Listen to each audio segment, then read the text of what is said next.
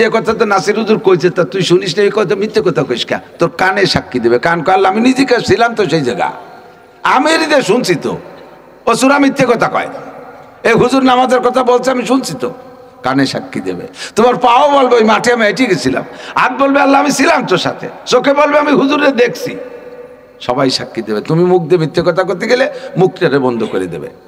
এরপরে আল্লাহ বলবে ইকরা কিতাবাকা, দেখ আছে না নাই, আমল নামা খুলে দেখো, আমল নামা দিছে না ডাইন হাতে, বাম হাতের ডালা বাম হাতে, আর বলবে খুলে দেখ তোর মধ্যে আছে না নাই। ডান হাতে যারা দেবে তাও বলবে, তারে দেখবে সে নিজেই খুশিতে ডান হাতে আমল নামা পাওয়ার সাথে সাথে মাঠে যারা থাকবে সবাইরে একটা নজর দেখাবে, হাও মুকরাউ কিতাবিয়া, হাও মুকরাউ কিতাবিয়া, হাও মুকরাউ কিতাবিয়া। আর যারা তো আমল নামা বাম হাতে, সে বলবে ইয়া ওয়াইলাতা লাইতানি লাম উতা কিতাবিয়া, আরে কপাল পড়ছে আমার জন্মের পোড়া, যদি আর না দিত তাহলে কোনা কানা ওদের ভলাই ভুলে থাকতে পারতাম। এতে দিয়ে দলিল দিয়ে দে, আরে হাতে তো ছোটেও না, ফেলাই দিতে গেলেও পড়ে না, এমন বেকায়দা আমল নামা।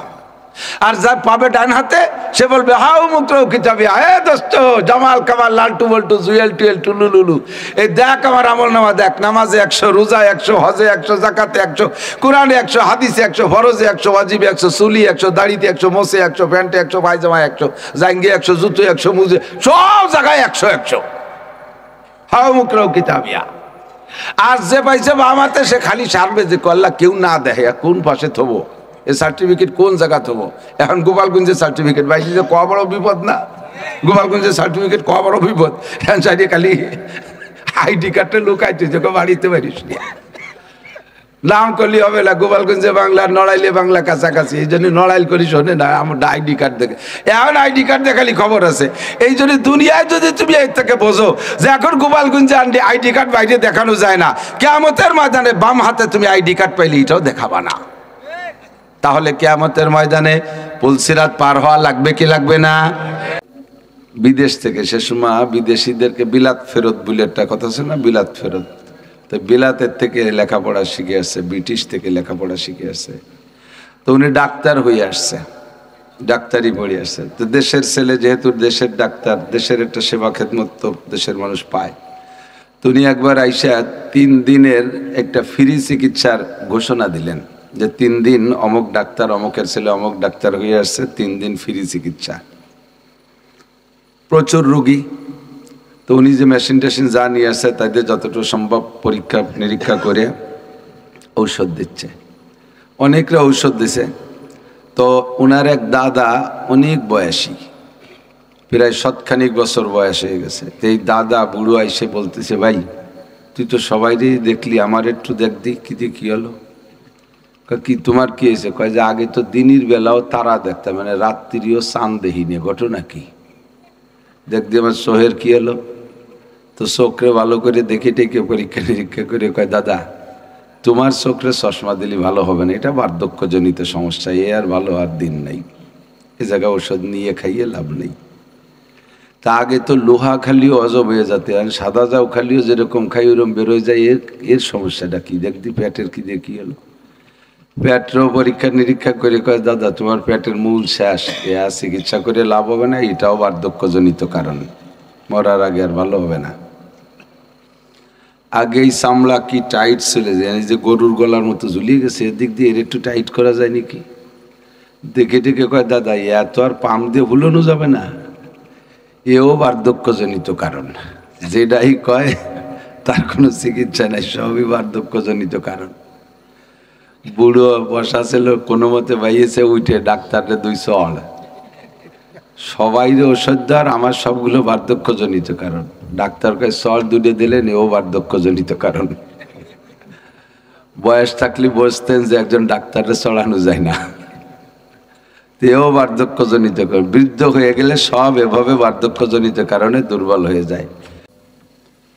أما بعد فأعوذ بالله من الشيطان الرجيم بسم الله الرحمن الرحيم وما أمروا إلا ليعبدوا الله مخلصين له الدين صدق الله مولانا العظيم وقال محمد رسول الله صلى الله عليه وسلم مجلس فقه خير من عبادة 60 سنة سبحانك لا علم لنا إلا ما علمتنا إنك أنت العليم الحكيم رب اشرح لي صدري ويسر لي أمري واحلل عقدة من لساني يفقه قولي رب زدني علما اللهم بارك لنا في رجب وشعبان وبلغنا رمضان اللهم أرنا الحق حقا وارزقنا اتباعه وأرنا الباطل باطلا وارزقنا اجتنابه সকলে বলি আমিন। একটু দরুদ শরীফ পড়ি, আল্লাহর রহমত বেড়ে যাবে।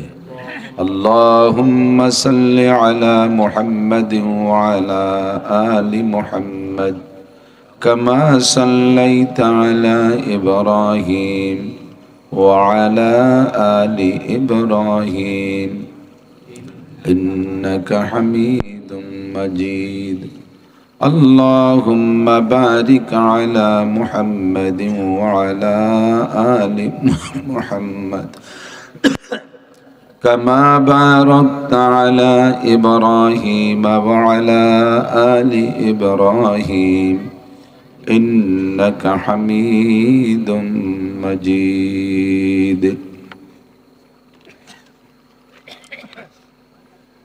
আলকান্দি দক্ষিণপাড়া জামে মসজিদ কমিটির উদ্যোগে আয়োজিত বার্ষিক ওয়াজ মাহফিলের সম্মানিত সভাপতি, মাহফিল উপলক্ষে দাওয়াতি উলামায়ে কেরাম, মসজিদের ইমাম সাহেব, খতিব সাহেব, মুয়াজ্জিন সাহেব, মুসল্লিয়ানে কেরাম, প্রাণপ্রিয় দেশবাসী, দূর পর্দার আড়ালে বসে থাকা মা ও বোনেরা, অত্যন্ত দামি মাস শাবান মাস, আজ 9 তারিখের চাঁদ আকাশে, আর 5-6 দিন পরেই আসতেছে অত্যন্ত দামি রাত লাইলাতুল বারাত। আর আজ থেকে হয়তো 20 দিন বা 21 দিন পরে আসতেছে সাইয়্যিদুশ শুহুর, সমস্ত মাসের নেতা মাস রমজান মাস। পিছনে আর একটা দামি মাস রেখে আসছি রজব মাস, যে মাসে বিশ্বনবী মুহাম্মদুর রাসূলুল্লাহ সাল্লাল্লাহু আলাইহি ওয়াসাল্লাম মেরাজে গিয়েছিলেন, আল্লাহ পাকের সাথে সাক্ষাৎ করেছেন। আল্লাহর সামনে থেকে আমাদের জন্য 5 ওয়াক্ত নামাজ, আরো অনেক অনেক শরীয়তের বিধিবিধান নিয়ে এসেছেন। চলতি কয়েকটা মাসই একের পর এক দামি। তার দ্বিতীয় মাসটা শাবান মাস, মুত্তাসিল বাদ মাগরিব, অত্যন্ত গুরুত্বপূর্ণ সময়। মাগরিবের পরপর সময়টাই হলো ওয়াজ করা ও শোনার সুন্নতি টাইম। দামি মাসের দামি সময় আল্লাহ পাক রব্বুল আলামিন এই বিল অঞ্চলের হাজারো লাখো মানুষের মধ্য থেকে বাছাই ছাঁটাই করে আমাদেরকে আগে আগে আসার বসার তৌফিক এনায়েত করেছেন। শুকর আদায় করি আলহামদুলিল্লাহ। দুনিয়ার হায়াতের দিক দিয়েও সময় কম, আর আমার স্টেজের সময়ও কম। চাই দেশের মানুষের জন্য লম্বা কথা বলবো, কিন্তু ব্যস্ততা প্রচুর, যার কারণে সময় বেশি দিতে পারি না। অল্প একটু সময় এদিক সেদিক নষ্ট না করি, যারা আসছেন মাহফিল শোনার জন্য বাজারঘাটের সময় নষ্ট না করে চলে আসার জন্য আহ্বান করব। মা বোন যারা আছেন কাজ কাম ফেলে রেখে একটু কান মাহফিলের দিকে রাখার জন্য অনুরোধ। যারা আসছি তারা বসে বসে বাদাম চানাচুর খাবো না, এটা মজলিসের আদবের খেলাফ। আল্লাহ পাক নিজেই নিষেধ করেছেন, ওয়াইদা কুরিয়াল কুরআন ফাসতামিউ, যখন কোরআন শরীফ রিডিং ও তিলাওয়াত করা হয় তখনও তুমি অন্তরের কান দিয়ে শোনো। আর যদি কোরআন শরীফের তর্জমা তফসির করা হয় তখন তো অবশ্যই অন্তরের কান দিয়ে শুনতে হবে। রিডিং তিলাওয়াত সাধারণত অধিকাংশ মানুষ, 99% মানুষ বোঝেন না তর্জমা, আর যখন তর্জমা করি তখন বোঝা যায়। তো না বোঝা জিনিস যদি অন্তরে কান দিয়ে শুনতে হয়, যে জিনিস বুঝতে হয় আরও গভীর খেয়ালে শুনতে হয়। তো অন্তরের কান দিয়ে শোনার জন্য হুকুম করেছেন আল্লাহ পাক। কাজেই তিলাওয়াত এবং তফসির এটা লক্ষ্য করে শোনা ওয়াজিব। আর অন্তরের কান দিয়ে শুনতে হলে সাথে খেয়াল রাখতে হবে ওয়া আনসিতু, এমত অবস্থায় যে মুখের সব কাজ বন্ধ, কথা বলা যাবে না, বাদাম খাওয়া যাবে না, চানাচুর খাওয়া যাবে না, মোবাইল করা যাবে না ইত্যাদি থেকে মুখরে বিরত না রাখলে দুই কাজ একসাথে হয় না। কানের কাজ কানে করবে, মুখের কাজ মুখে করবে, এভাবে কিন্তু দুই কাজ হয় না। একটা দিক মনোনিবেশ দিলে আর একটা বাদ পড়ে যায়। খাওয়ার দিক লক্ষ্য করলে শোনার কথা ভালো হবে না, সুন্দর হবে না। এজন্য আমি সকলকে অনুরোধ করব, বিশেষ করে যুব সমাজ, আমি বুড়োদের আগে পরেও বলি, বুড়ো মানুষ এমনি বার্ধক্যজনিত কারণে দুর্বল হয়ে গেছে, সব কিছু চেঞ্জ হয়ে গেছে। আমাদের পাশের ইউনিয়ন নিজলে নাকি, এই পাশে 2-1 ইউনিয়ন পরে নিজলে না, নিজলে ছিলেন মৌলানা আব্দুর রাজ্জাক সাহেব রহমাতুল্লাহ আলাইহের, সদস্য হুজুর রহমাতুল্লাহ আলাইহের খলিফা, এবং হুজুরের রেখে যা বাংলাদেশ খাদেমুল ইসলাম জামাতের জেনারেল সেক্রেটারি ছিলেন। খুব রসিক মানুষ ছিলেন, সুর ছিল না, তবে কথা অনেক নূর ছিল, অনেক রসিক রসিক কথা বলতেন। তো হুজুর একদিন বলতেছিলেন যে আমাদের এলাকায় ওনাদের নিজলিয়া, ওই অনেক আগের কথা, ওনাদের এক চাচতো ভাই বিদেশ থেকে, সে সময় বিদেশিদেরকে বিলাত ফেরত বলে একটা কথা আছে না, বিলাত ফেরত, তো বিলাতের থেকে লেখাপড়া শিখে আসছে, ব্রিটিশ থেকে লেখাপড়া শিখে আসছে। তো উনি ডাক্তার হয়ে আসছে, ডাক্তারি পড়ে আসছে। তো দেশের ছেলে যেহেতু দেশের ডাক্তার, দেশের একটা সেবা খেদমত তো দেশের মানুষ পায়। তো উনি একবার আইসা 3 দিনের একটা ফ্রি চিকিৎসার ঘোষণা দিলেন, যে 3 দিন অমুক ডাক্তার, অমুকের ছেলে অমুক ডাক্তার হয়ে আসছে, 3 দিন ফ্রি চিকিৎসা, প্রচুর রুগী। তো উনি যে মেশিন টেশিন যা নিয়ে আসছে তাদের যতটুকু সম্ভব পরীক্ষা নিরীক্ষা করে ঔষধ দিচ্ছে, অনেকরা ঔষধ দিছে। তো ওনার এক দাদা অনেক বয়সী, প্রায় 7খানিক বছর বয়স হয়ে গেছে। তো এই দাদা বুড়ো আইসে বলতেছে, ভাই তুই তো সবাইরই দেখলি, আমার একটু দেখ দিক কি হলো। কি তোমার কি হয়েছে? কয় যে আগে তো দিনের বেলাও তারা দেখতাম, মানে রাত্রিও চাঁদ দেখিনি, ঘটনা কি? দেখ দিয়ে আমার চোখের কি হলো? তো চোখরে ভালো করে দেখে টেকে পরীক্ষা নিরীক্ষা করে কয় দাদা তোমার চোখরে চশমা দিলে ভালো হবে না, এটা বার্ধক্যজনিত সমস্যা, এ আর ভালো আর দিন নাই, এ জায়গায় ওষুধ নিয়ে খাইয়ে লাভ নেই। তা আগে তো লোহা খালিও অজব হয়ে যেতে, আর সাদা যাও খালিও যেরকম খাই ওরকম বেরোয় যায়, এর সমস্যাটা কি? দেখদি পেটের কি দিয়ে কি হলো? পেটেরও পরীক্ষা নিরীক্ষা করে কয় দাদা তোমার পেটের মূল শেষ, এ চিকিৎসা করে লাভ হবে না, এটাও বার্ধক্যজনিত কারণ, মরার আগে আর ভালো হবে না। আগেই চামড়া কি টাইট ছিল, যে গরুর গলার মতো ঝুলিয়ে গেছে, এদিক দিয়ে এর একটু টাইট করা যায় নাকি? দেখে দেখে কয় দাদা এত আর পাম দিয়ে ভুলানো যাবে না, এও বার্ধক্যজনিত কারণ। যেটাই কয় তার কোনো চিকিৎসা নাই, সবই বার্ধক্যজনিত কারণ। বুড়ো বসা ছিল, কোনো মতে বাইয়েছে উঠে ডাক্তাররে 2 চড়, সবাই ওষুধ দেওয়ার, আমার সবগুলো বার্ধক্যজনিত কারণ। ডাক্তার কয় চড় 2 দিলেন, এও বার্ধক্যজনিত কারণ।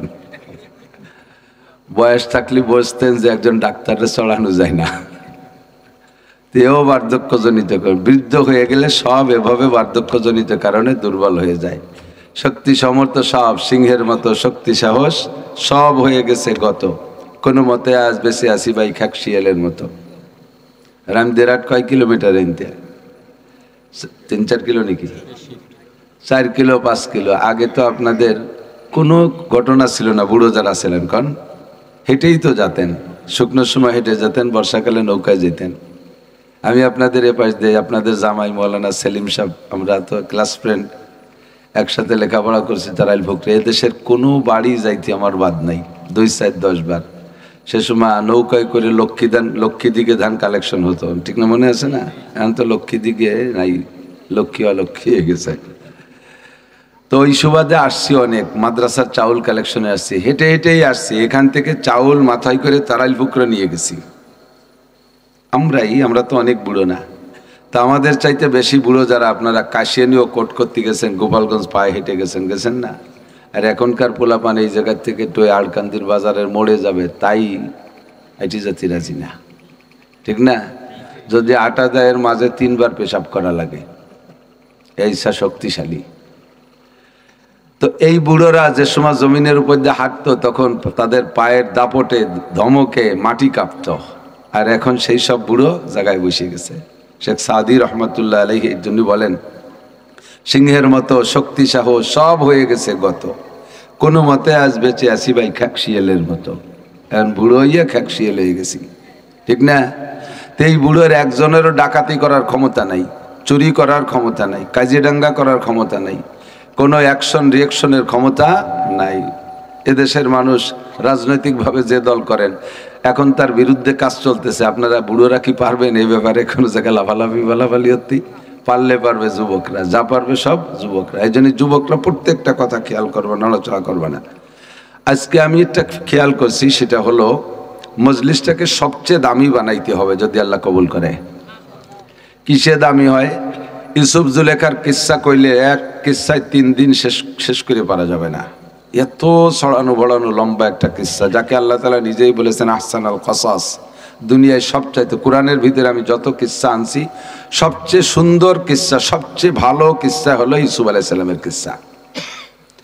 ইব্রাহিম আলাইহিস সালাতু ওয়াস সালামের কিস্সা এটাও কম না, অনেক সুন্দর। মুসা আলাইহিস সালামের ঘটনাগুলোও কম না। আমাদের নবীর জীবনী আলোচনাও কম না।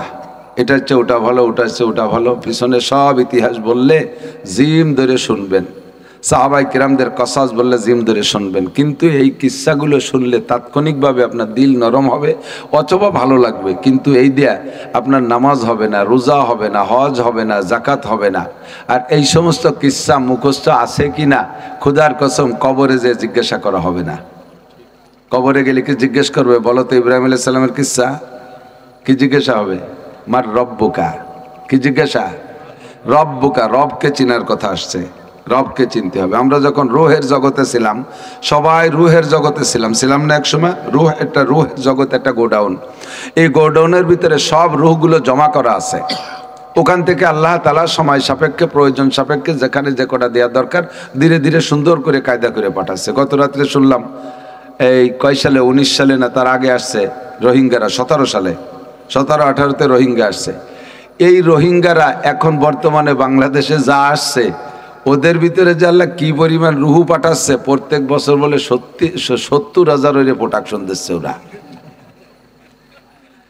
বাংলাদেশ সরকার দুশ্চিন্তায় পড়ে গেছে, এইভাবে যদি ওদের প্রোডাকশন হতি তাহলে তাই এবার 70,000, আগামীবার 80,000 নতুন বিয়ে হয়ে তারাও তো দেবে। তাহলে আর 20 বছর থাকলে ওই রোহিঙ্গারাই চট্টগ্রাম দখল করবে, চট্টগ্রাম লাগে তাড়াই দেবে। তো যেখানে যেমন প্রয়োজন আল্লাহ তাআলা সেভাবে সেরকম রুহু পাঠাচ্ছে। সব রুহুকে এক জায়গা বসাইয়া আল্লাহ একটা জিজ্ঞাসা করেছিলেন। আল্লাহ জিজ্ঞাসা করে নাই আনা আল্লাহকুম, আমি কি তোমাদের আল্লাহ না, একথা জিজ্ঞেস করে নাই। আনা খালিকুম, আমি তোমাদের সৃষ্টিকর্তা না, এটা জিজ্ঞাসা করে নাই। আনা রাজ্জাকুকুম, আমি কি তোমাদের রাজ্জাক রিজিক দাতা না, এটা জিজ্ঞাসা করে নাই। হ্যাঁ, আনা মালিকুম, আমি তো তোমাদের মালিক না, এটা জিজ্ঞাসা করে নাই। একটা কথা জিজ্ঞাসা করেছে, মার রব্বুকা। কথাটা কি? মার রব্বুকা, তোমাদের রব কে? আলাস্তু বি রব্বিকুম, আমি কি তোমাদের রব না, এটা জিজ্ঞাসা করেছে। কতক্ষণ বোঝা যায় আল্লাহ পাকের যত নাম আছে তার মধ্যে আল্লাহর বেশি প্রিয় নাম এই রব। ওই প্রথম দিন এই রবটা বলে জিজ্ঞেস করলেন যে আমি কি তোমাদের রব না? 99 নামের আরো তো নাম আছে, রহমান ভালো নাম, রহিম কোনটাই বা খারাপ, একটারে ভালো করলে আরেকটা কম হয়ে যায়। তাও সেভাবে বলে, যেহেতু আল্লাহ পাক রহমান আর রহিমকে বেশি ব্যবহার করেছেন, কাজেই বলা যায় রহমান ভালো নাম, রহিম ভালো নাম। আল্লাহ তো তার জাতি নাম, এর একটা নাম। যুবক আমার দিক থেকে নড়বা না মোটে, এদিকে দিক। আরে খেজুর গাছের তো রস পড়ে, ঠিলে টাইট করে বাতা না থাকলি, ঠিলে যদি বাড়ি দড়ি খায়, রস তো চলে ভিটির মধ্যে চলে যাবে রে। বর্ষ যেহেতু কষ্ট করে আসছো, সবকিছু বাদ দিয়ে কিছু নিয়ে যেতে হবে। আল্লাহ যদি তোমারে কবুল করে, স্কুল কলেজ ইউনিভার্সিটিতে যাই পড়ো না কেন, তোমাকে যদি আল্লাহ পছন্দ করে, তাহলে ওখান থেকে কান ধরিয়ে স্টেজে বসায় দিতে পারে, বয়ান করো, মানুষকে শোনাও। তো কিতাবাদি পড়াপড়ির দিন শেষ হয়ে গেছে, এখন মোবাইল হাতে এসে গেছে, পড়াপড়িতে বাস হয়ে গেছে, আইয়ালা বাস। 2-4 কথা শুনে মুখস্থ রাখো, আল্লাহ বাসালে এনে যদি বসার সুযোগ পাও দিয়ে খাতে পারবা, এতে লাভ আছে। এ মাইক পালি টাহা আখেরা টোকার নাও, এই লোভ দিলি তো আসবে কমপক্ষে। এই জন্য সব কথা মনে রাখতে হবে। আর পড়া কথা বলতে কিন্তু কষ্ট হয়, শোনা কথা মনে থাকে বেশি। কতক্ষণ না শোনা কথা। আপনারা একটা 10 পৃষ্ঠা দেবো, আপনি 10 পৃষ্ঠা পড়ে হুবহু বলতে পারবেন না, কিন্তু আমি আধা ঘন্টা ওয়াজ করবো, যেটা শুনবেন এটা কিন্তু আপনি পরে বলতে পারবেন। এই জন্য খেয়াল করতে হবে। তো আল্লাহ জিজ্ঞেস করছেন আমি কি তোমাদের রব নই? আবার বাদাম খায় কয়জনে? আল্লাহ কি জিজ্ঞেস করছেন? আমি কি তোমাদের রব নই? বোঝা যায় রব নামটা আল্লাহ পাকের খুব পছন্দনীয় নাম, এই জন্য ওইটি দিয়ে জিজ্ঞেস করছেন, ঠিক না? এই সময় আমাদের এই বডি ছিল না, এই সময় আমাদের কি ছিল না? এই বডি ছিল না, একটা রূহ ছিল, যে রূহটা এখনো আছে, যে রূহটা এখনো আছে। একটা নিয়ম আছে, যা যে জায়গার থেকে আসে কুল্লু শাইইন ইয়ারজিউলা আসলিহি, আরবিতে বলে প্রত্যেক জিনিস তার মূলের দিকে যায়। প্রত্যেক জিনিস, আপনি ঢাকা যাবেন, কতদিন ঘুরবেন ফিরবেন, ঢাকার প্রধানমন্ত্রীর বাড়ি, প্রধান উপদেষ্টার বাড়িও যদি আপনারা থাকতে দেয়, 2-4 দিন থাকার পরে আবার আপনার এই আলকান্দির কুড়িয়ে ঘরের কথা মনে পড়বে, ভালো লাগবে না। রাজার বাড়ি ভালো লাগে না, নিজের বাড়ি এসে কুড়িয়ে ঘরের তলে থাকতে ভালো লাগে, ঠিক না? এরকম প্রত্যেক জিনিস তার আসলের দিকে। তো যে জিনিস যেখান থেকে আসে সে জিনিস সে জায়গা যায়। রুহ আসছে রুহের জগৎ থেকে, ঘুরে ফিরে রুহুটা সেই জায়গা যাবে। আর এই বডিটা হয়েছে কোন জায়গার থেকে? মাটির থেকে। এই বডি মাটি পর্যন্ত শেষ। খেয়াল করেন, বডি তৈরি হয়েছে কি দিয়ে? মাটি দিয়ে। বিশ্বাস হয় না? আল্লাহ নিজেই বলছে মিনহা খলাকনাকুম, এই মাটি দিয়ে তোমারে বানাইছি, অফিহা নুঈদুকুম, মাটির মধ্যে আনবো, ওই জায়গায় তুমি শেষ। এই বডি ও জায়গা যাবে না, যা আসছে তাই যাবে, সেটা হলো রূহ। এজন্য রূহের কাছে আল্লাহ জিজ্ঞেস করেছিলেন আলাস্তু বিরাব্বিকুম, আমি কি তোমাদের রব নই? স্বীকার করেছিলাম, বলা জি আপনি আমাদের রব। আবার এই বডির থেকে রূহটা যখন আলাদা হয়ে যাবে, বডির থেকে আলাদা হয়ে যাবে, মারা যাব, তখন আমার রূহটা বিচ্ছিন্ন হয়ে যাবে। কবরে গেলে জিজ্ঞাসা হবে, এ কথা হাদিসে আসছে। তবে সকলের ভাগ্যে তো কবর হয় না, কেউ পুড়িয়ে ছাই হয়ে যায়, কেউ বাঘে ছিঁড়ে পুড়ে খেয়ে ফেলে, কেউ পানিতে ডুবে হারাই যাচ্ছে। তাহলে কবরের জিজ্ঞাসা কি তাদের হবে না? এই কবর মানে বেশিরভাগ অলিল হুকমে আকসারুল কুল, অধিকাংশের দিকে খেয়াল করে আলো একটা বিষয় রায় দেওয়া হয়। তো বেশিরভাগ মানুষ যেহেতু কবরে যায়, এর কারণে কবর বলা হয়েছে। বাকি আসল কথা হলো শরীরের থেকে রূহটা যখন বিচ্ছিন্ন হয়ে যায়, তখন রূহের কাছে আবার জিজ্ঞাসা, ওই সেই জিজ্ঞাসাটা, যে জিজ্ঞাসাটা রূহের কাছে করা হয়েছিল, ওই জিজ্ঞাসাটাই আবার জিজ্ঞেস করা হবে, মার রব্বুকা। কবরে যাওয়ার পরে কি জিজ্ঞাসা? মার রব্বুকা, তোমার রব কে? তাহলে বোঝা যায় রব শব্দটা অত্যন্ত জরুরি, খুব পছন্দনীয় নাম আল্লাহর। ও জায়গা পড়াই দিছে, আবার সেই পড়াটা মনে আছে কিনা, তাই আবার রূহটাকে শরীর থেকে বিচ্ছিন্ন হওয়ার পরে আবারও তাই জিজ্ঞাসা। খেয়াল করতেছেন নাকি? যাতে এই রবরে ভুলে না যান, এই জন্য আপনাকে রেগুলার রবের মস্ক শিখাই দিছে। সূরা ফাতিহা নামাজের মধ্যে পড়বা, লা সালাতা ইল্লা বিফাতিহাতিল কিতাব, সূরা ফাতিহা ছাড়া নামাজ হবে না। ফরজ নামাজে সূরা ফাতিহা, ওয়াজিব নামাজে সূরা ফাতিহা, সুন্নাত নামাজে সূরা ফাতিহা, ঈদের নামাজে সূরা ফাতিহা, আছে না নাই? নফল নামাজে সূরা ফাতিহা। আর ফাতিহার মধ্যে কি আছে? আলহামদুলিল্লাহি রাব্বিল আলামিন, এই জায়গা রব, ঠিক না? এই রবরে মস্ক রাখো, রবরে মস্ক রাখো। আল্লাহু আকবার। দোস্ত, আমাকে আপনাকে চলে যেতে হবে, দুনিয়ার থেকে যাওয়ার পরে কবরে যাওয়া হবে। নবী পাক বলেন, যেই ব্যক্তি দৈনন্দিন 5 ওয়াক্ত নামাজ সঠিকভাবে আদায় করে, তাকে আল্লাহ তাআলা 5টি পুরস্কার দান করে, বহুবার শুনেছেন। তার মধ্যে 1 নম্বর পুরস্কার হলো ইউরফান হুজিকুল আইশ, ওই ব্যক্তিকে দুনিয়ায় রিজিকের অভাব দেওয়া হবে না। নামাজি ব্যক্তির অভাব হবে না। কি হবে না? অভাব হবে না। অভাব হবে না মানে ভ্যান চালানিরে আল্লাহ তাআলা বিমানের পাইলট বানাই দেবে তা না। হ্যাঁ, কিষেন কামলাকে আল্লাহ ইন্ডাস্ট্রিজ কলকারখানার মালিক বানাই দেবে, এ ওয়াদা না দিলে দিতে পারে, তবে এ ওয়াদা না। রুজির অভাব হবে না মানে যে ডেলি 500 টাকা ইনকাম করে, ওই ব্যক্তি যদি নামাজি হয়, তার ওই 500 টাকা ইনকামের দরজা বন্ধ হবে না। যে লোকটা 1000 ইনকাম করে, লোকটা যদি নামাজি হয়, রেগুলার তার 1000 ঠিক থাকবে। যে লোকটা 1 কোটি টাকা ডেলি ইনকাম করে, লোকটা যদি নামাজি হয়, তার দৈনন্দিন 1 কোটি টাকা রানিং থাকবে। এর নাম হলো রিজিকের অভাব হবে না। কখনো আপনি বেকার বসে থাকবেন না, কখনো আপনার আয়ের সোর্স বন্ধ থাকবে না, আপনি না খেয়ে কষ্ট পাবেন না। 2 নম্বরে আযাবুল কবর, নামাজি ব্যক্তিকে কবরে আযাব দেওয়া হবে না। কবরে আযাব, তাহলে বোঝা যায় কবর আযাব থেকে বাঁচতে হলে লাগবে কি? বুঝে নাই? যেটুক শোনেন সেইটুক শোনাবন তো মনে রাখলে, পিছনেরটুকু মনে রাখতে হবে।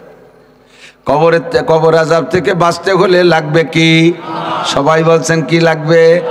তাহলে নামাজ ছাড়া আর কোনো ইবাদতের কথা বলা হয় নাই। কবরের আযাব থেকে বাঁচতে হলে একমাত্র লাগবে নামাজ, ঠিক না? আর তিনটে বলে নেই। 3 নম্বর হলো ইউতিহিল্লাহু কিতাবাহু বিয়ামিনিহি, হাসরের মাঠে আমলনামা বিতরণ হবে। বিশ্বাস হয়? আমলনামা বিতরণ হবে, হয়? বিশ্বাস হয়? এই আমলনামা যার ডান হাতে আসবে, ওয়া আম্মা মান উতিয়া কিতাবাহু ফাসাউফা ইউহাসাবু হিসাবান ইয়াসীরা, যাকে ডান হাতে আমলনামা দেয়া হবে ওর হিসাব আসান হবে, তার মানে জান্নাতে যাওয়ার মতো সহজ হিসাব নিয়ে ছেড়ে দেবে। ওয়া আম্মা মান উতিয়া কিতাবাহু বিশিমালিহি, যার বাম হাতে আমলনামা দেবে বিপদের তার শেষ নাই। বাম হাতে আমলনামা পাইয়াও বলবে, ওরে আল্লাহ, যদি আবার এই কিতাব না দেয়া হতো ভাগ্যের বিষয় ছিল, কেন দিল আল্লাহ পাক? আপনার জন্য আমলনামা আসবে, আপনি বাম হাতে লুকায় রেখে ডান হাত দিয়ে ধরতে যাবেন, হবে না। যে আমলনামা যে হাতের সেটা সেই হাতের কাছেই চলে যাবে, আপনি ওটা কোনোভাবে টেকাইতে পারবেন না। বাম হাতে যার আমলনামা যাবে ওই লোকটা মহা বিপদে পড়ে যাবে। ডান হাতে আমলনামা পাওয়ার চেষ্টা করবেন। ডান হাতে আমলনামা পাইতে হলে একমাত্র ইবাদতের নাম কি? জোর হলো না? বিশ্বাস হয়? ডান হাতে আমলনামা পাবেন নামাজি ব্যক্তি। 3টে গেল পুরস্কার। 4 নম্বরে আমলনামা পাইয়া আপনি দৌড় মারবেন জান্নাতের দিকে। আল্লাহ পাক আবার জান্নাতকে সেট করে রাখছে পুলসিরাতের উপর। হাসরের এই মাঠটা আমলনামা বিতরণের যে মাঠ, এইটা পুলসিরাতের এক পাড়, আর জান্নাত হবে পুলসিরাতের অপর পাড়ে। পুলসিরাত 30,000 বছরের পথ শুনেছেন। দুনিয়ার বছরে 30,000 বছর পায়ে হাঁটলে যতটুক পথ যাওয়া যায়, পুলসিরাতের এরকম এত লম্বা হবে 30,000 বছর। কত শুনতে কান যেন তেল ছা হয়ে গেছি। 30,000 বছর 2 কদমে চলে যাব। যাইয়ে দেখছো কাকা কিরম ঠে? 30,000 বছরের পথ। আমেরিকা এখান থেকে যাইতে বাংলাদেশ ফ্লাইট করার পরে এক অবিরাম বিমান চললে লাগে 16 ঘন্টা। 16 ঘন্টা। আবার ওই পাশে যদি ঘুরে আসে, জাপান হয়ে উত্তর কোরিয়া, দক্ষিণ কোরিয়া হইয়া এই দেশে যদি আসে, ফিরে আবার ওই পাশে লাগে 16 ঘন্টা। সারা পৃথিবীকে একটা বিমান একবার প্রদক্ষিণ করতে লাগে 32 ঘন্টা। আর 30,000 বছর পথ চললে যে পথ হয়, এইটি হবে পুলসিরাত। আপনাকে এই বিল অঞ্চলের মাঝে মাঝে বাসের সার দেওয়া আছে না? সার দেওয়া আছে। এখন তো 400 ফিরাই শেষ হয়ে গেছে, 4 মরহুম হয়ে গেছে। এই সার যখন ছিল, সারের নিচের বাসটা যদি একটু নর্মালও থাকতো, উপরের দরারটা একটু মজবুত থাকলে মনের মধ্যে একটা সাহস থাকতো, যাই তলেরটা ভেঙে যা, কুবোরটা ধরে ঝুলতে ফাঁসুল যাবানি, ঠিক না? আর উপরেরটা একটু নড়বড়ি হলিও তলেরটা যদি শক্ত দোবাসে থাকে, দোবাস যার কাটতে একটু বসে তাকে 2টে বাসালি খালি এতে চলে যেতে পারে। আর এই পুলসিরাত হলো চুলির সে চিকন আর হীরার চাইতে ধার, ব্লেডের চাইতে ধার। উপরে তা দন্নার বাস নাই। এই 30,000 বছর পাহাড়ি না দিয়া ওই পাশে ভেস্টের দেখা যাচ্ছে, চোখের পাওয়ার আবার বাড়ি ভালো হবে। ওই পাশে ভেস্টের সব কিছু হুররা আপনারা ডাকতেছে, ভাই যা তাড়াতাড়ি চলে আসেন, বল কাকা তাড়াতাড়ি আসেন, এভাবে ডাকতে চলেন যে বল কাকা তো পুলসিরাতের ঘেটে এসে আটকে গেছে। বয়তে আমলনামা ডাইনাতের চোখ বন্ধ করে বসে, ও বাবা এ পার নালি বলে ভেস্তে যাচ্ছি না, আল্লাহ যদি কোনো মতে টাইনি টুনি একটা ভেস্তে দাঁড়িয়ে দিত, তাহলে আর এই ঝুঁকি নিতাম না। তো ঝুঁকি তো নেওয়াই লাগবে, ও ঝুঁকি নেওয়াই লাগবে। বয়তে চক্ষু বন্ধ করে বসে পড়বেন। এখন চিনতে পড়ে গেছে, বসে থাকলে তো হবে না, ভেস্তে তো যাইতেই হবে। তো পুলসিরাত কিভাবে পার হব? এবার পার হওয়ার জন্য আবার চক্ষু খুলে দেখবেন কোন ফাঁকে যেন উপার চলে গেছেন, কোন ফাঁকে যেন উপার চলে গেছেন, আপনি জানেনও না। ওয়ায়ামুরু আলা সিরাতে কালবার, নবী পাক বলেন, আল্লাহ পাক নবী পাক বলেন, বিদ্যুৎ গতিতে পুলসিরাত পার হইবা। বার্ক মানে বিদ্যুৎ, ইয়ামুরু মানে অতিক্রম করা, অতিক্রম করে যাবা, অতিবাহিত করে যাবা পুলসিরাতকে কালবার, বিদ্যুৎ গতিতে। বিদ্যুতের গতি কেমন যারা জানেন তারা বলেন, 1 সেকেন্ডে 1,86,000 মাইল। 1 সেকেন্ড কতটুক? আপনার চোখের পলকটাকে বন্ধ করিয়া খুলতে যে দেরি, তার নাম 1 সেকেন্ড। 1,86,000 মাইল পথ যায়। আপনি বিদ্যুৎ গতিতে পুলসিরাত পার হবেন। এই পারটা হওয়ার একমাত্র আমলের নাম কি? এরাই তোরা কইস নাই, একমাত্র আমলের নাম কি হয়েছে সবাই? আমার দায়িত্ব খালাস দুদু, আমি সাপ কিয়ামতে ক্ষতি পারবে না যে কোনোদিন শুনি নেই। তুমি মুখ দিয়ে কইছো, আমল নামায় লেখা হয়ে গেছে। না কখনো পর্যন্ত একটা বিপদে ছিলাম। কারণ কোরআনে লেখছে মা ইয়ালফিজু মিন কাউলিন ইল্লা লাদাইহি রাকিবুন আতীদ। মুখ দিয়ে যে কথাটা বের হবে ফেরেশতারা ওইটাই লেখে, মুখ দিয়ে না বের হলেই লেখে না। তাহলে এবার কি চালাক হয়ে যা আর কব না, বুঝু যত কব তোমারে সাক্ষী দেবে, তুমি মুখ দিয়ে কবা না, তাতে সে পর্যন্ত শেষ না। কিয়ামতের ময়দানে আল্লাহ কায় নাকতিমু আলা আফওয়াহিক, তোর মুখ বন্ধ করে দেবো। অতুকাল্লিমুনা আইদিক ওয়া তাশহাদু আরজুলুক, কোরআন শরীফে হুম দিয়ে আমি খেতাব দিয়ে বললাম। তা আল্লাহ কিয়ামতে বলবে তুই মিথ্যে কথা করছিস, যে ওয়াজ শুনছি যে কথা তো নাসির হুজুর কইছে তা তুই শুনিস না, এই কথা মিথ্যে কথা কইস কা? তোর কানে সাক্ষী দেবে। কান কয় আল্লাহ আমি নিজেকে ছিলাম তো সেই জায়গা, আমি এরিতে শুনছি তো। ও সুরা মিথ্যে কথা কয়, এই হুজুর নামাজের কথা বলছে আমি শুনছি তো, কানে সাক্ষী দেবে। তোমার পাও বলবে ওই মাঠে আমি এটি গেছিলাম, হাত বলবে আল্লাহ আমি ছিলাম তোর সাথে, চোখে বলবে আমি হুজুরে দেখছি, সবাই সাক্ষী দেবে। তুমি মুখ দিয়ে মিথ্যে কথা করতে গেলে মুখটারে বন্ধ করে দেবে। এরপরে আল্লাহ বলবে ইকরা কিতাবাকা, দেখ আছে না নাই, আমল নামা খুলে দেখো। আমল নামা দিছে না ডাইনাতে, বাম হাতের ডালা বাম হাতরে বলবে খুলে দেখ তোর মধ্যে আছে না নাই। ডান হাতে যারা দেবে তারও বলবে, তারে দেখবে সে নিজেই খুশিতে ডান হাতে আমল নামা পাওয়ার সাথে সাথে মাঠে যারা থাকবে সবাইরে একটা নজর দেখাবে, হাও মুকরাও কিতাবিয়া, হাও মুকরাও কিতাবিয়া, হাও মুকরাও কিতাবিয়া। আর যারা তো আমল নামা বাম হাতে সে বলবে ইয়া ওয়াইলাতা লাইতানি লাম উতা কিতাবিয়া, আরে কপাল পড়ছে আমার জন্মের পোড়া, যদি আর না দিত তাহলে কোনো কোনা কানা ওদের ভলাই বলে থাকতে পারতাম।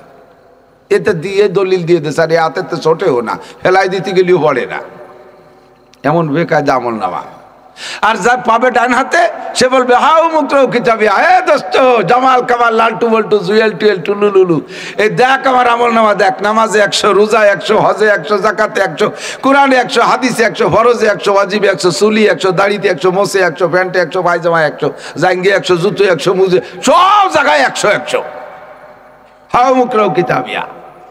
আর যে পাইছে বামাতে সে খালি সারবে যে কল্লা কেউ না দেখে কোন পাশে থবো, এই সার্টিফিকেট কোন জায়গা থবো।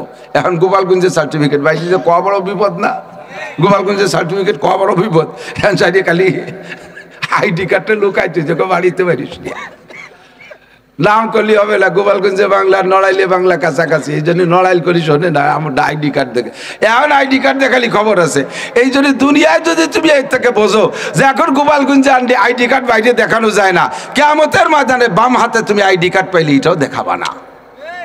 তাহলে কিয়ামতের ময়দানে পুলসিরাত পার হওয়া লাগবে কি লাগবে না?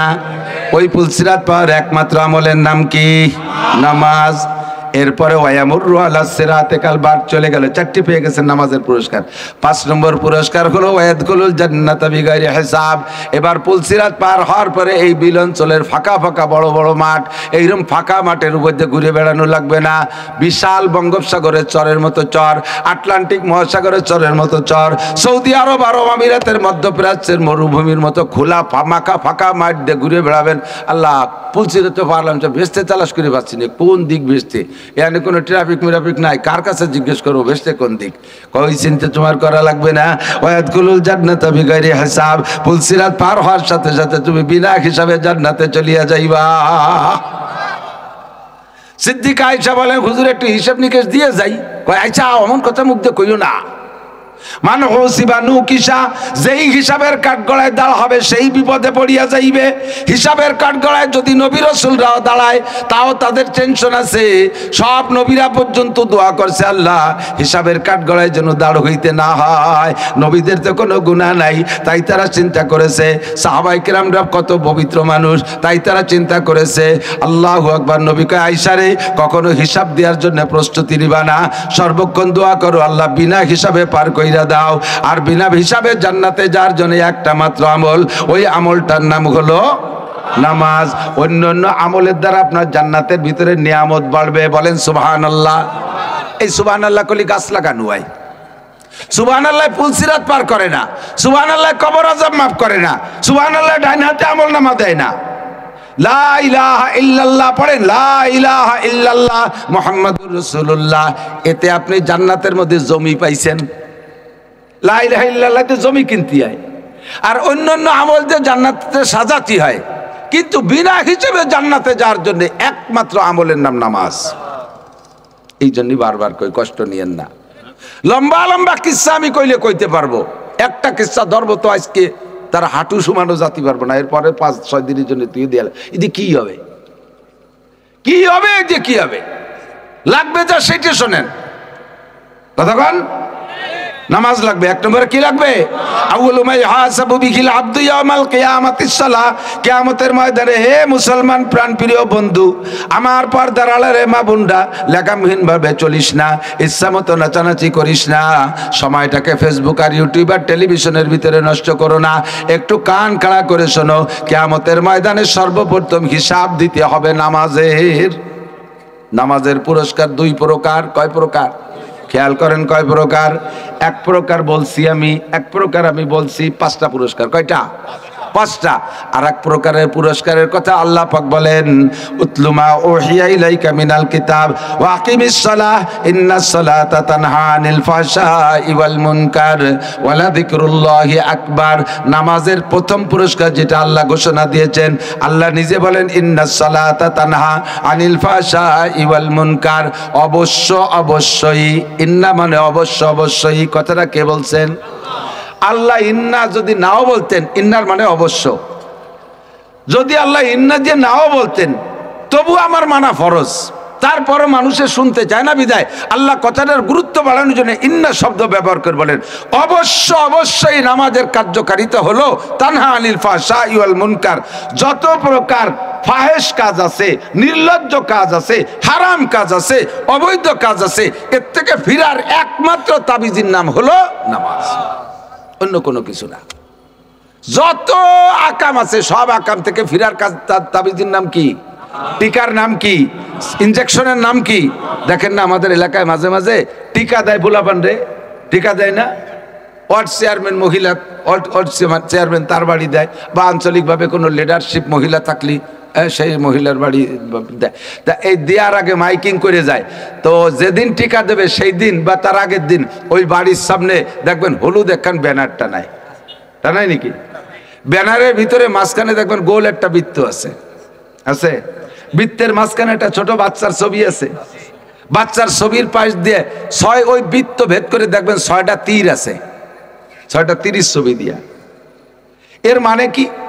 এর মানে হলো এই হলুদ ব্যানার খান দুনিয়া, হলুদ ব্যানার খান দুনিয়া, ওর মাঝখানে যে গোল বৃত্তটা এটা হলো ওই বাচ্চার হায়াতের এরিয়া, বাচ্চার হায়াতের সীমানা।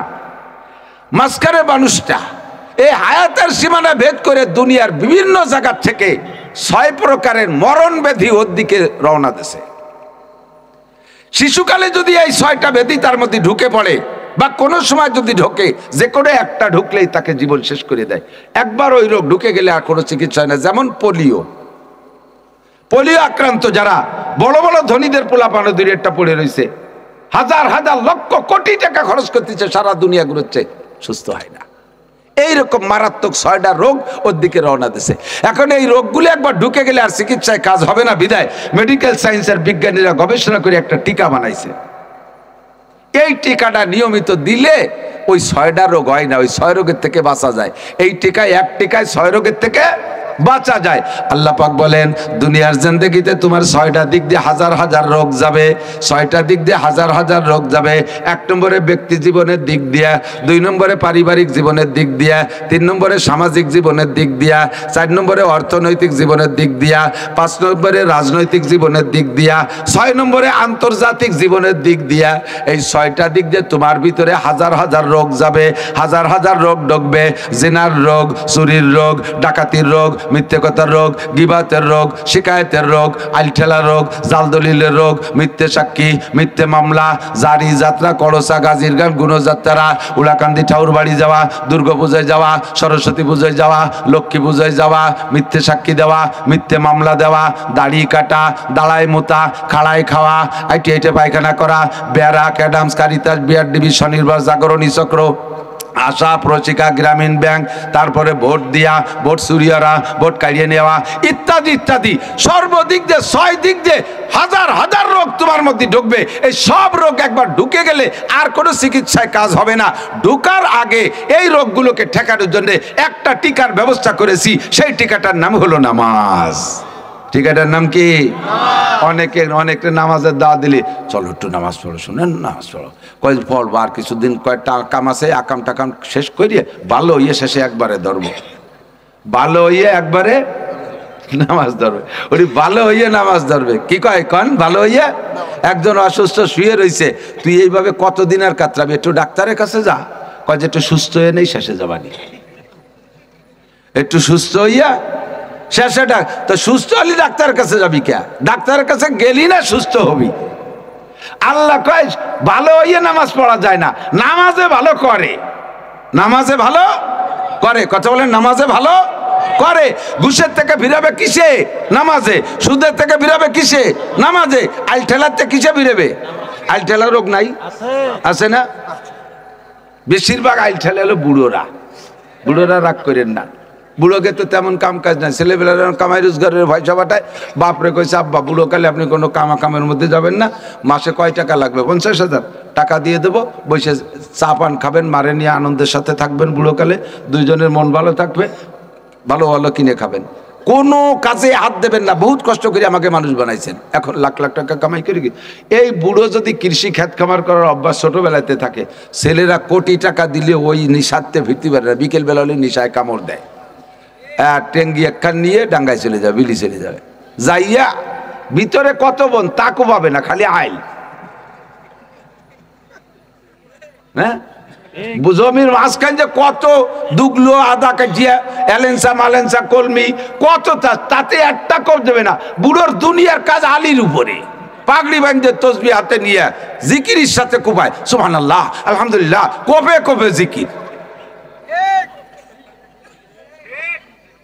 জন্মের সত্যি কথা কইছি, একটু মিথ্যে কথা কইনি, কথা কয় না কেন? ঠিক না? এই আইল ঠেলার যদি অভ্যাসে পরিণত হয় আর ওইতে ফিরা যায় না। বিকেল হলি কয় চলেন যে একটু চা খেয়ে আসি, চলেন একটু তবলিগে, না একটু কাজ আছে। কি কাজ? টেঙ্গিয়ে খান্ডি ডাঙ্গায় চলে গেছে, জিকিরের সাথে আইল খুঁজছি। কয় বছর পর যদি এই বুড়োই জমি বেচতে যায়, জমির বুড়োর কাকা মাপে জমে কি ঠিক হবে না? 10 কাঠা তো বেচলেন, 10 কি হবে না? কিনো গেঞ্জনটায় বইটা মাইপিয়ে কিনো না, কইসি নিয়ে নাও, 2 কাঠা বাড়বে ছাড়া কমবে না।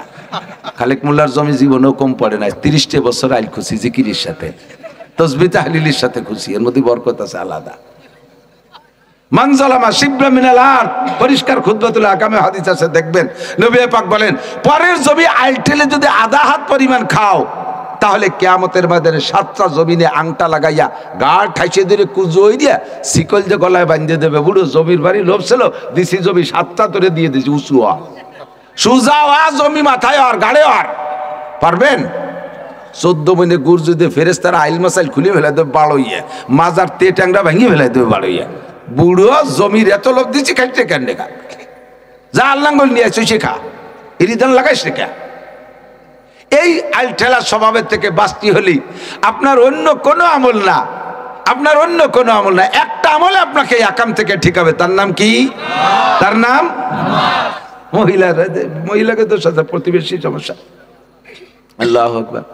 বাড়ি কোনো লাউ গাছ নাই, কদু গাছ নাই, তরি তরকারি গাছ নাই, অথচ বাজারের তো কবিটা কেনে নাই, তরকারির মধ্যে কদু শাক, তরকারির মধ্যে কদু শাক, লাউ শাক, লাউ পাতা কদ বকলি জুত পাই না, নিজেদের দেশি ভাষা না করলে স্বাদ হয় না, ঠিক না? কদু শাক, তরকারির মধ্যে কদু শাক পাইলে কোন যায়? কদ বুড়ো জিজ্ঞেস করছে খাস মা, এ খা তরকারির মধ্যে কদু শাক, আমাকে তো গাছও লাগাই নেই, চিনিও নেই, তা পাইলে কোন যায়? কথা কয় না, খাওয়ার দরকার খাও, কথা কয় না, খাওয়ার দরকার খাও, পাইলে কয় না একটু কও। কয় যে ওই যে নানটুর মাছ চলে গেছে বাপের বাড়ি, ওকে গাছের তা 2 সিঁড়ি নিয়েছি। ক্যা এই স্বভাব? ক্যা এই স্বভাব? ক্যা এ আছে না নাই গ্রামে? বিটিকে অষ্টকে বিটিকে কয়ে থিয়ে যাতিয়ে, খালি একতরফা বিটাকে করলি তো হবে না। সমস্যা আছে না নাই? রাতের বেলা মুরগির ঝোল, মুরগি তো আমিও কিনলাম না, বাড়িও নাই, পাইলি কোন যাইতে? ভাত রান্নার সময় আমাকে মুরগি আইসে, চুলোর পিঠে খেটুনি দিয়ে বাড়ি দিছি, ঘুরিয়ে পড়িয়ে গেছে, দেখলাম যে ওকে দিতে গেলে ঝগড়া লাগবে না, বিসমিল্লাহ করে জবাই দিছে, আরাম হয়নি, বিসমিল্লাহ করে জবাই দিছে, বটি দিয়ে জবাই দিয়ে বিসমিল্লাহকে জবাই দিয়ে রান্ধি ফেলেছে, খাও, খাইয়ে দিয়ে রাত্রি মোনাজাত করে রব্বানা হাবলানা মিন আজওয়াজিনা ওয়া যুররিয়াতিনা কুররাতা আয়ুন ওয়াজআলনা লিল মুত্তাকিনা ইমামা। আল্লাহ সূরা মুরগি দিয়ে গোশত খাই আইছি, যদিও তোমার কাছে দরখাস্ত, মেহেরবানি করে দোয়া কবুল করো। রব্বানা হাবলানা মিন আজওয়াজিনা, আমাদের পেটে তুমি নেক সন্তান দিও। আল্লাহ কয় তুমি সূরা মুরগি খাইয়ে নেক সন্তান, তোর পেটে আবার ডাকাইতে সাচ্চিকদের পয়দা হবে, কানা জাহাঙ্গীর পয়দা হবে তোর পেটে। সূরা মুরগি খাইয়ে আবার রব্বানা হাবলানা পড়ো, কতক্ষণ? সব রোগ থেকে বাঁচার একটা তাবিজের নাম কি? সবাই বলছেন। এই সমাজে গাঁজাখোর আছে না নাই? দাঁত বাজিয়ে ফেলাইছে, সব কুলিয়ে ফেলাইছে। হ্যাঁ, গাঁজা, হেবা, ফেন্সিডিল, হিরোইন। বাবা ঢাকায় গেছি, শুনলাম এই অসের পরে একজন হুজুর আর একটা নতুন মাল বেরোয়েছে, ওইটি আপনার মুখস্থরা দিই কয়েন একটু। ওই আর কি করে তো চিনি, কয় যে ইদানিং শূন্য গু পুড়াইয়া ওর দুমনিলি নিশাওয়ায়, এই খাচ্ছে বর্তমানে। আল্লাহ তোমার ভাই ধরি, এরা শূন্য গু খায় আগে কাঁচা গু না খায়। এ খাওয়া লোক আছে না নাই? আঠা খায়, গাঁজা খায়, আবা খায়। হিরেনুর কোনো তদবির নাই। কি সুন্দর সোনার ছেলে, 16-18 বছরের যুবক গুলো, এটা তো যৌবনের নতুন পদার্পণ। এ সময় থাকবে বাচ্চা হাতির মতো টলমলে চেহারা থাকবে। এই বয়সের চেহারাটা, এই বয়সের চেহারা মেয়েলি চেহারার সাথে মেলে। মেয়েদের চাইতে এই বয়সের ছেলেদের চেহারার ভিতরে আকর্ষণ থাকবে বেশি। সেই ছেলেগুলো কাল্লাসের মতো ঘুরি ঘুরি পড়ে যায়। 3-4 জন থইল ধরি আটে, গরু সাজলানোর মতো এরকম কুটি কুটি যাই দেয়। যায় কে? ওরা শুয়ে গেছে কে? মাল খেয়ে তালারাই ফেলাইছে, মাল খাইয়া তালারাই ফেলাইছে, চাকা স্লিপ করে খালি হাসা শুয়ে আসা হয়ে গেছে। আমরা তো বুড়ো হয়ে গেছি, গাল গোল ভাঙিয়ে গেছে। তোর এই বয়সে গাল ভাঙলো কে? সুমতি গাল শেষ, যৌবন শেষ, জীবন শেষ, ইমান শেষ, আমল শেষ। কোনটা এই আকাম থেকে ফিরাইতে পারবে না। রিহাবে দেওয়ার যে জায়গায় দাও না কেন, কোনটাই ফিরাইতে পারবে না। 3 মাস রিহাবে রাখার পরে ছেড়ে দেশে আইসে বিসমিল্লাহকে বইলা এক কলকেই টান, রিহাবে ফিরাইতে পারবে না। ফিরানোর জন্য একটা মাত্র তাবিজ, তার নাম হলো নামাজ। ইন্নাস সালাতা তানহা আনিল ফাহশাই ওয়াল মুনকার ওয়ালা যিকরুল্লাহি আকবার। আর বলবো না, বহু বলতে পারবো, সময় কম, জায়গা মতো কিছু জরুরি কথা আছে।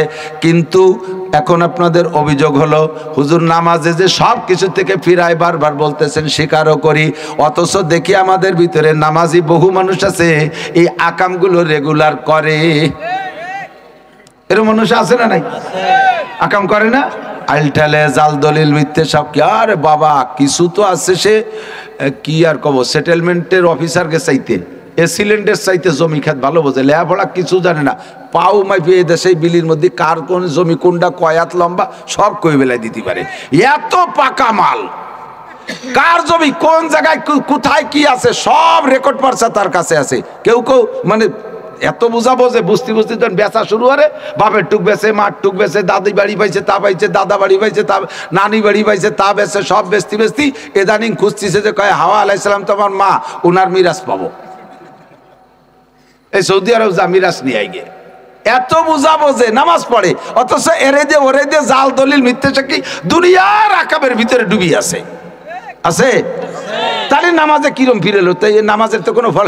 এই ক্লাসের নামাজিদের কারণে বেনামাজিদেরকে মোটে ওই ওয়াজ বুঝতেই পারতেছি না। বেনামাজিরা কা হুজুর এতক্ষণ যা বললেন যে নামাজে আকাম থেকে ফিরায়, চোখের সামনে দেখি নামাজ পড়ি পড়ি আকাম করে, তাহলে নামাজের কি কার্যকারিতা? তার চাইতে নামাজ না পড়ি ভালো আছি।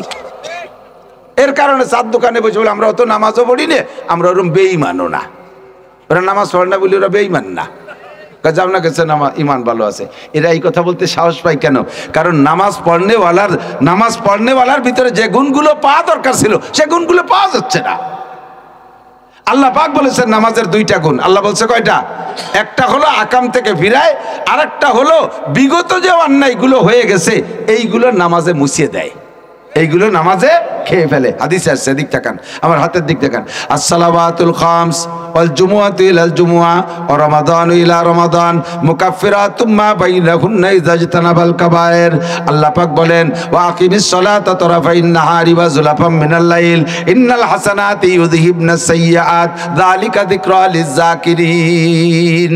5 ওয়াক্ত নামাজ, দৈনন্দিন 5 ওয়াক্ত নামাজ, সপ্তাহে 2টা জুমা, বছরে 2টা রমজান। কয়টা ইবাদত? 3টা ইবাদত। দৈনন্দিন 5 ওয়াক্ত নামাজ, সপ্তাহে 2টা জুমা, বছরে 2টা রমজান, গত রমজান, আগামী রমজান, 12 মাসের ভিতরে 2 রমজান। এই 3টে ইবাদত যদি কেউ করে তার জীবনের সমস্ত গুনাহকে ধ্বংস করার জন্য এই 3টে ইবাদত 3টে ফিল্টার। 3টে ইবাদত 3টে ফিল্টার। এদিক তাকান। এখন তো আধুনিক ফিল্টার অনেক হয়েছে, পানি ফিল্টার করে না আয়রন মুক্ত করার জন্য। আমাদের ছোটবেলায় বা আমাদের কর্মজীবনের শুরুতে তারাই পুকুরে পড়াইছে ওই এলাকার পানি খুবই খারাপ। বোতলে করে পানি রাখলে 5 মিনিট পরে পানি না ছাগলের চেনা বোঝা যায় না, এমন লাল হয়ে যাইতো, মুখে দেওয়া যায় না, খাইলে আমাশা গ্যাস নানান রোগে আক্রান্ত। তখন তো পয়সাও ছিল না এরকম, আর এরপরে ব্যবস্থাও ছিল না। তা আমরা ফিল্টার বানাইতাম, নিজেরা ফিল্টার বানাইতাম, বাঁশের চটাই দিয়ে 3 কোনা ফ্রেম বানাইয়া 5টা হাঁড়ি ব্যবহার করা লাগতো, মাটি হাঁড়ি। তো উপরের হাঁড়িতে টিউবওয়েলের এই আয়রনওয়ালা পানি, আয়রন আর্সেনিক যা আছে ওর মধ্যে আছে, ও খাওয়া যায় না, গালে দেওয়া যায় না। ওর তলা ফুটো করে ছিদ্র করে একটু নেকড়া পেঁচাই দিয়ে ফোটে ফোটে পড়বে, কলকলায় পড়লে আবার হবে না। 2 নম্বর ওর নিচে যে হাঁড়িটা, ওই হাঁড়ির ভিতরে 1 নম্বর হাঁড়ির ভিতরে বালি ভিজে, বালিওয়ালা হাঁড়িরও তলায় ছিদ্র, ওর নিচে যে টপ টপ করে ফোটে পড়বে, তার নিচের হাঁড়ির ভিতরে থাকতো কয়লা। এই কয়লা ভিজাইয়ে এরপরে তার তলিতে ছিদ্র, ওই হাঁড়ির নিচে আর একটা হাঁড়ি থাকতো 3 নম্বর হাঁড়ি, যেটা টোটাল মিলে 4 নম্বর হাঁড়ি, ফিল্টার হিসেবে 3 নম্বর হাঁড়ি। ওই হাঁড়ির ভিতরে দিতাম পাথর ভিজে, এর নিচেও ছিদ্র থাকতো, নিচে থাকতো ভালো হাঁড়ি, ওই হাঁড়ির মধ্যে পানি জমতো। ওই পানিতে আয়রন আর্সেনিক লবণ কিচ্ছু থাকতো না। এভাবে আমরা ফিল্টার করতাম। তাহলে 1 নম্বর বালির হাঁড়ি, 2 নম্বরে কয়লার হাঁড়ি, 3 নম্বরে পাথরের হাঁড়ি। 3 হাঁড়ি ফিল্টার করলে লাস্টে যে পানি ফ্রেশ হয়ে বের হয়। নবী পাক বলেন 3টে হাঁড়ি তোমার জিন্দেগির সমস্ত আকামকে ফিল্টার করার জন্য আল্লাহ পাক 3টে হাঁড়ি রাখছেন। আসসালাওয়াতুল খামস, 1 নম্বরে 5 ওয়াক্ত নামাজ, 2 নম্বরে ওয়াল জুমুআতু ইলাল জুমুআ, কয়লার ফিল্টার। গত জুমায় নামাজ পড়ছো, আবার আগামী জুমায় নামাজ পড়বা, 2 নম্বর ফিল্টার। 3 নম্বর ফিল্টার পাথরের হাঁড়ি। ও রমাদান ইলা রমাদান, গত রমজানে রোজা রাখছো, আগামী রমজানে রোজা রাখবা। মাঝখানে 11 মাসে যত সগীরা গুনাহ মুকাফফিরাতুম মা বাইনাহুন্না ইযা জিতানাবাল কাবায়ের, তুমি যদি ইচ্ছাকৃতভাবে কবিরা গুনাহগুলো ছেড়ে দিতে পারো, এই 3 প্রকারের ফিল্টারে তোমার জীবনের যত সগীরা গুনাহ আছে সব সগীরা গুনাহ খেয়ে সাফ করে দেয়। কি সুন্দর সিস্টেম। এখন আসেন, কয় যদি খেয়াল করেন 3 নম্বর লাস্টের ফিল্টারের হাঁড়িতে কি পাথর, মনে নাই ভুলে গেছেন, ওই জায়গা 3 নম্বর ফিল্টার নিচের ডায় হাঁড়িতে কি পাথর।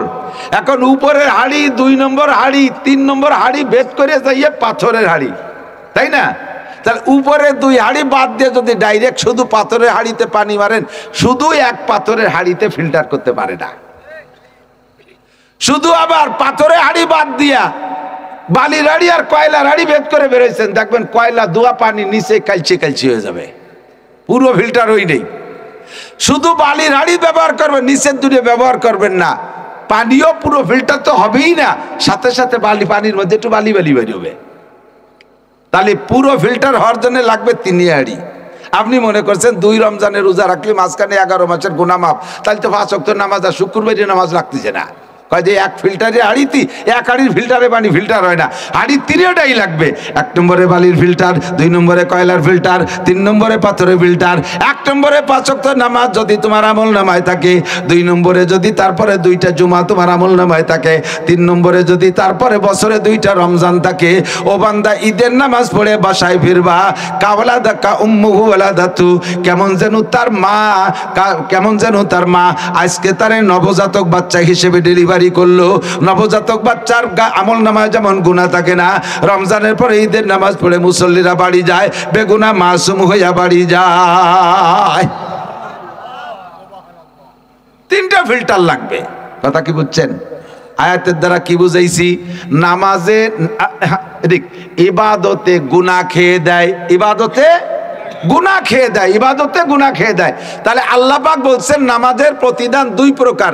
একটা হলো নামাজে অন্যায় থেকে ফিরায়, 2 নম্বরে আগের কোনো অন্যায় করা থাকলে তা নামাজে খাইয়ে দেয়। বুঝছেন না কথা? আর নবী পাক বলছেন 5 পুরস্কার। কয় পুরস্কার? কয় এই সব পুরস্কার পাইতে হলে নামাজটা কেমন দরকার। নামাজটাও ভালো, ওই যে আইল ঠেলে কলাম না, নামাজ পড়ে ঘুষ খায়, এত বড় দাঁড়িয়ালা অফিসার, ওর বাবা মেহেদি লাগাইয়ে লাল করে ফেলাইছে, এ পাড়া ধরে লাল হয়ে গেছে, মাথায় চুল, কপালে টিক্কি হয়ে গেছে নামাজ পড়তে। অথচ সেই অফিসারের কাছে মসজিদের 2 টন মালের ডিও, উনি ডেলিভারি অফিসার, ডিও সই করে দেবে, পাবে মসজিদে। 1 মাস পর্যন্ত গুরুত্ব সই করে না। সেক্রেটারি, ক্যাশিয়ার যাইয়া, অত বড় অফিসার, অত বড় দাঁড়িয়ালা, ওর মধ্যে ঘুষ দেয় কোন জায়গা? এত বড় দাড়ির মধ্যে ঘুষ রুই কোন জায়গায় দিয়ে? এই হয়তো তাও কতি সাহস পায় না। আবার উনিও তো ঘুষখোর, উনি তো তা সই করে না। 1 মাস পরে ফিরে ল্যাপস হয়ে যাওয়ার মতো। এর মধ্যে যে ইমাম সাহেব বলতেছে, স্যার আজকে যদি না দেন আমার চাকরিটা থাকবে না, আমি 2-3টে ছেলে মেয়ে নিয়ে কোনো মতে 6,000-8,000 টাকা বেতন ওই মসজিদে চাকরি হলি, তাই নিয়ে বসে মেজে খাই। আর এ যদি আপনি এতে সই না দেন, ওই আমার ওই উম্মতরা আমার খারেজ করে দিবে রে, তাড়াতাড়ি আমার একটু সই দেন। স্যার উল্টোই পাল্টাইয়া তাহলে তুই যা, ওই পাশে একটা ছেলে দাঁড়ানো হচ্ছে, ওর সাথে দেখা করেছো, পায়খানার দরে ওই ধারে একটা ফেরেস্তা দাঁড়াই দিচ্ছে, তার সাথে সাক্ষাৎ করে এসো। তার কাছে যে কোসে, ভাই আপনার সাথে স্যার দেওয়া হতে গেল কে? বোঝেন না, মাল ছাড়া তাল হবে না। অত বড় দাড়ি আর কপালে দাগ দেখলেই ফেরেশতা হয়ে গেছে। ও খালি নামাজি বড় ঘুষখোরের গুরু।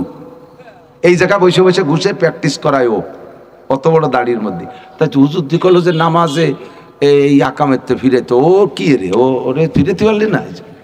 মসজিদটা মালের তো ঘুষ খাবে, কথা কন। এই সমস্যা কি, এইটি আমার বুঝতে হবে। আপনার কাছে 1000 টাকার নোট আছে, খুব সুন্দর নোট আছে, 1000 টাকার নোট, আর 1000 টাকার নোট খান চকচকে কসকসে একেবারে কড়কড়িয়ে, এইমাত্র বাংলাদেশ ব্যাংকের থেকে আসে, কিন্তু নোট খান জাল। নোট খান কি জাল। এই দেখি বাজারে কোনো মালের তাল হবে? মাল পাবেন? জাল টাকায় মাল পাবেন? কি পাবেন? তাল নষ্ট করে ফেলাই দেবে। ধরা বলিছি মাজা ভাঙ্গি ফেলাই দেবে বাড়ইয়া। টাকা জাল। বড় 1000 টাকার নোট, কিন্তু মাল হয় না, টাকা জাল। টাকাও অ্যাকুরেট আছে, টাকা 1 নম্বর জাল না, কিন্তু টাকার মাঝখানে 2-3টে পুড়া ফুটু আছে, পুড়া ফুটো। এ নেবে কেউ? নেবে?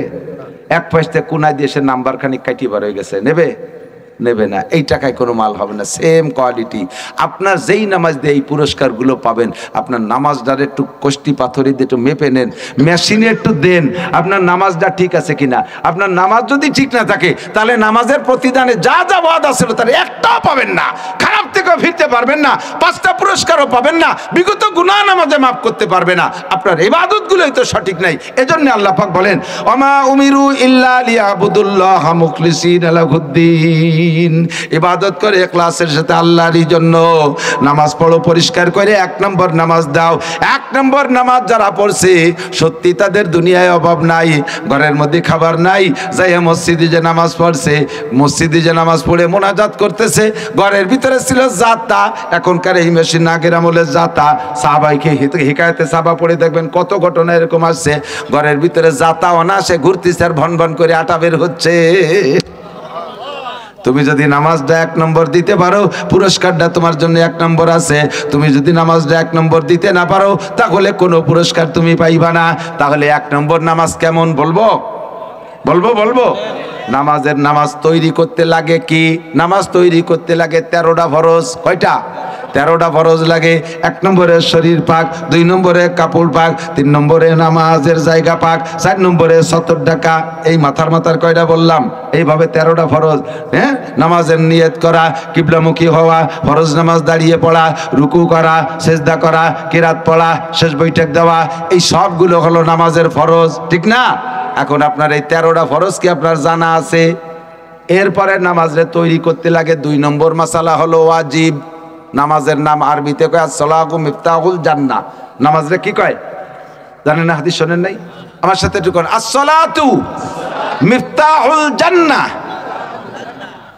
নামাজ বেহেশতের চাবি, এটা তো জানেন। নামাজ বেহেশতের চাবি ছাড়া বেহেশতের তালা খোলে না, ঠিক না? তাহলে জান্নাত আপনার জন্য একটা বানানো আছে, কিন্তু তালা দিয়া। এ খুলতে হবে নামাজ দিয়া। কি দিয়া? নামাজ দিয়ে। আর আপনার যদি নামাজ না থাকে, বেহেশতে আপনার নামে একটা বরাদ্দ রয়েছে, ওই লা ইলাহা ইল্লাল্লাহ বলে তুইছেন না, ওইতে বেহেশতে একটা বানানো রয়েছে, কিন্তু এতে তালা আটকানো, চাবি নাই, নামাজ পড়েন নাই, খুলবেন কি দিয়ে, ঢুকবেন কিভাবে? 1। 2 নম্বর হলো বলেন লিকুল্লি মিফতাহিন, বলতে পারেন নাই মনে না? আরবি বলে লিকুল্লি মিফতাহিন আসনান।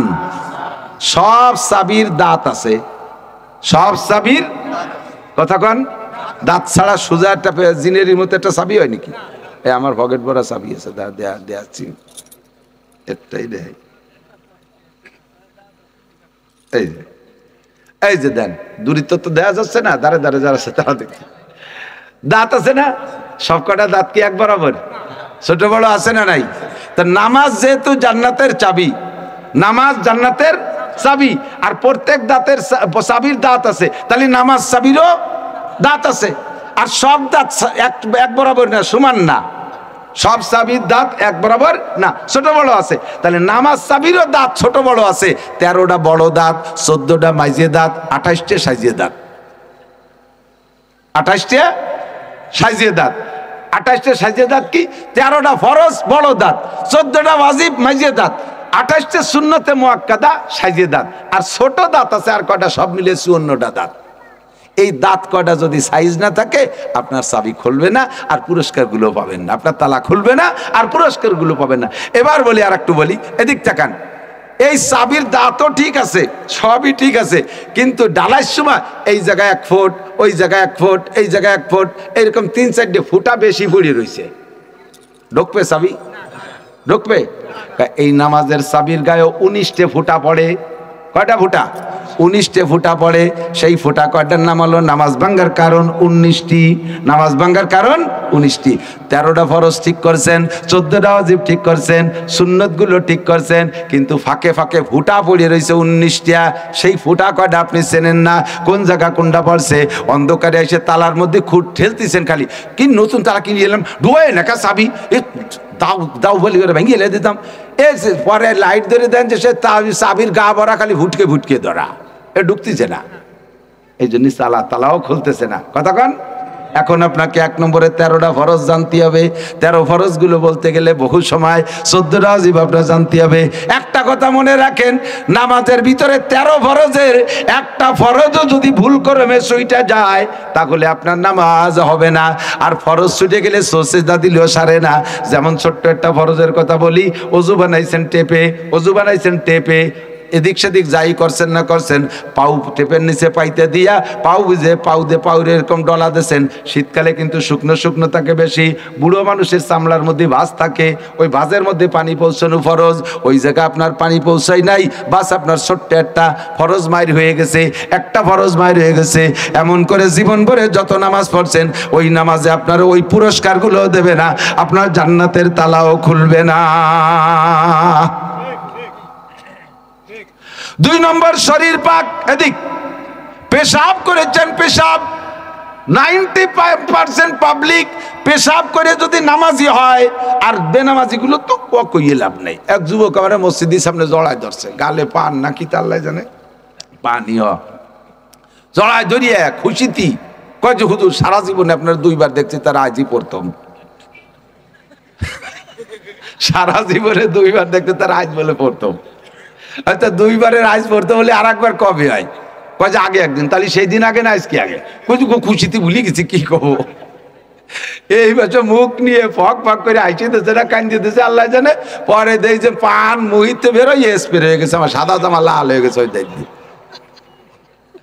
কাজটা হলি কি কদুর, আমি আপনার জম্মের ফ্যান। তা ফ্যান যেহেতু চল ভাত খাইয়েছি, মসজিদে চল নামাজ পড়েছে, আজান দিয়েছে, কয় যে আগামী শুক্রবারতে পড়বো, আজকে মসজিদে যাওয়া যাবে না।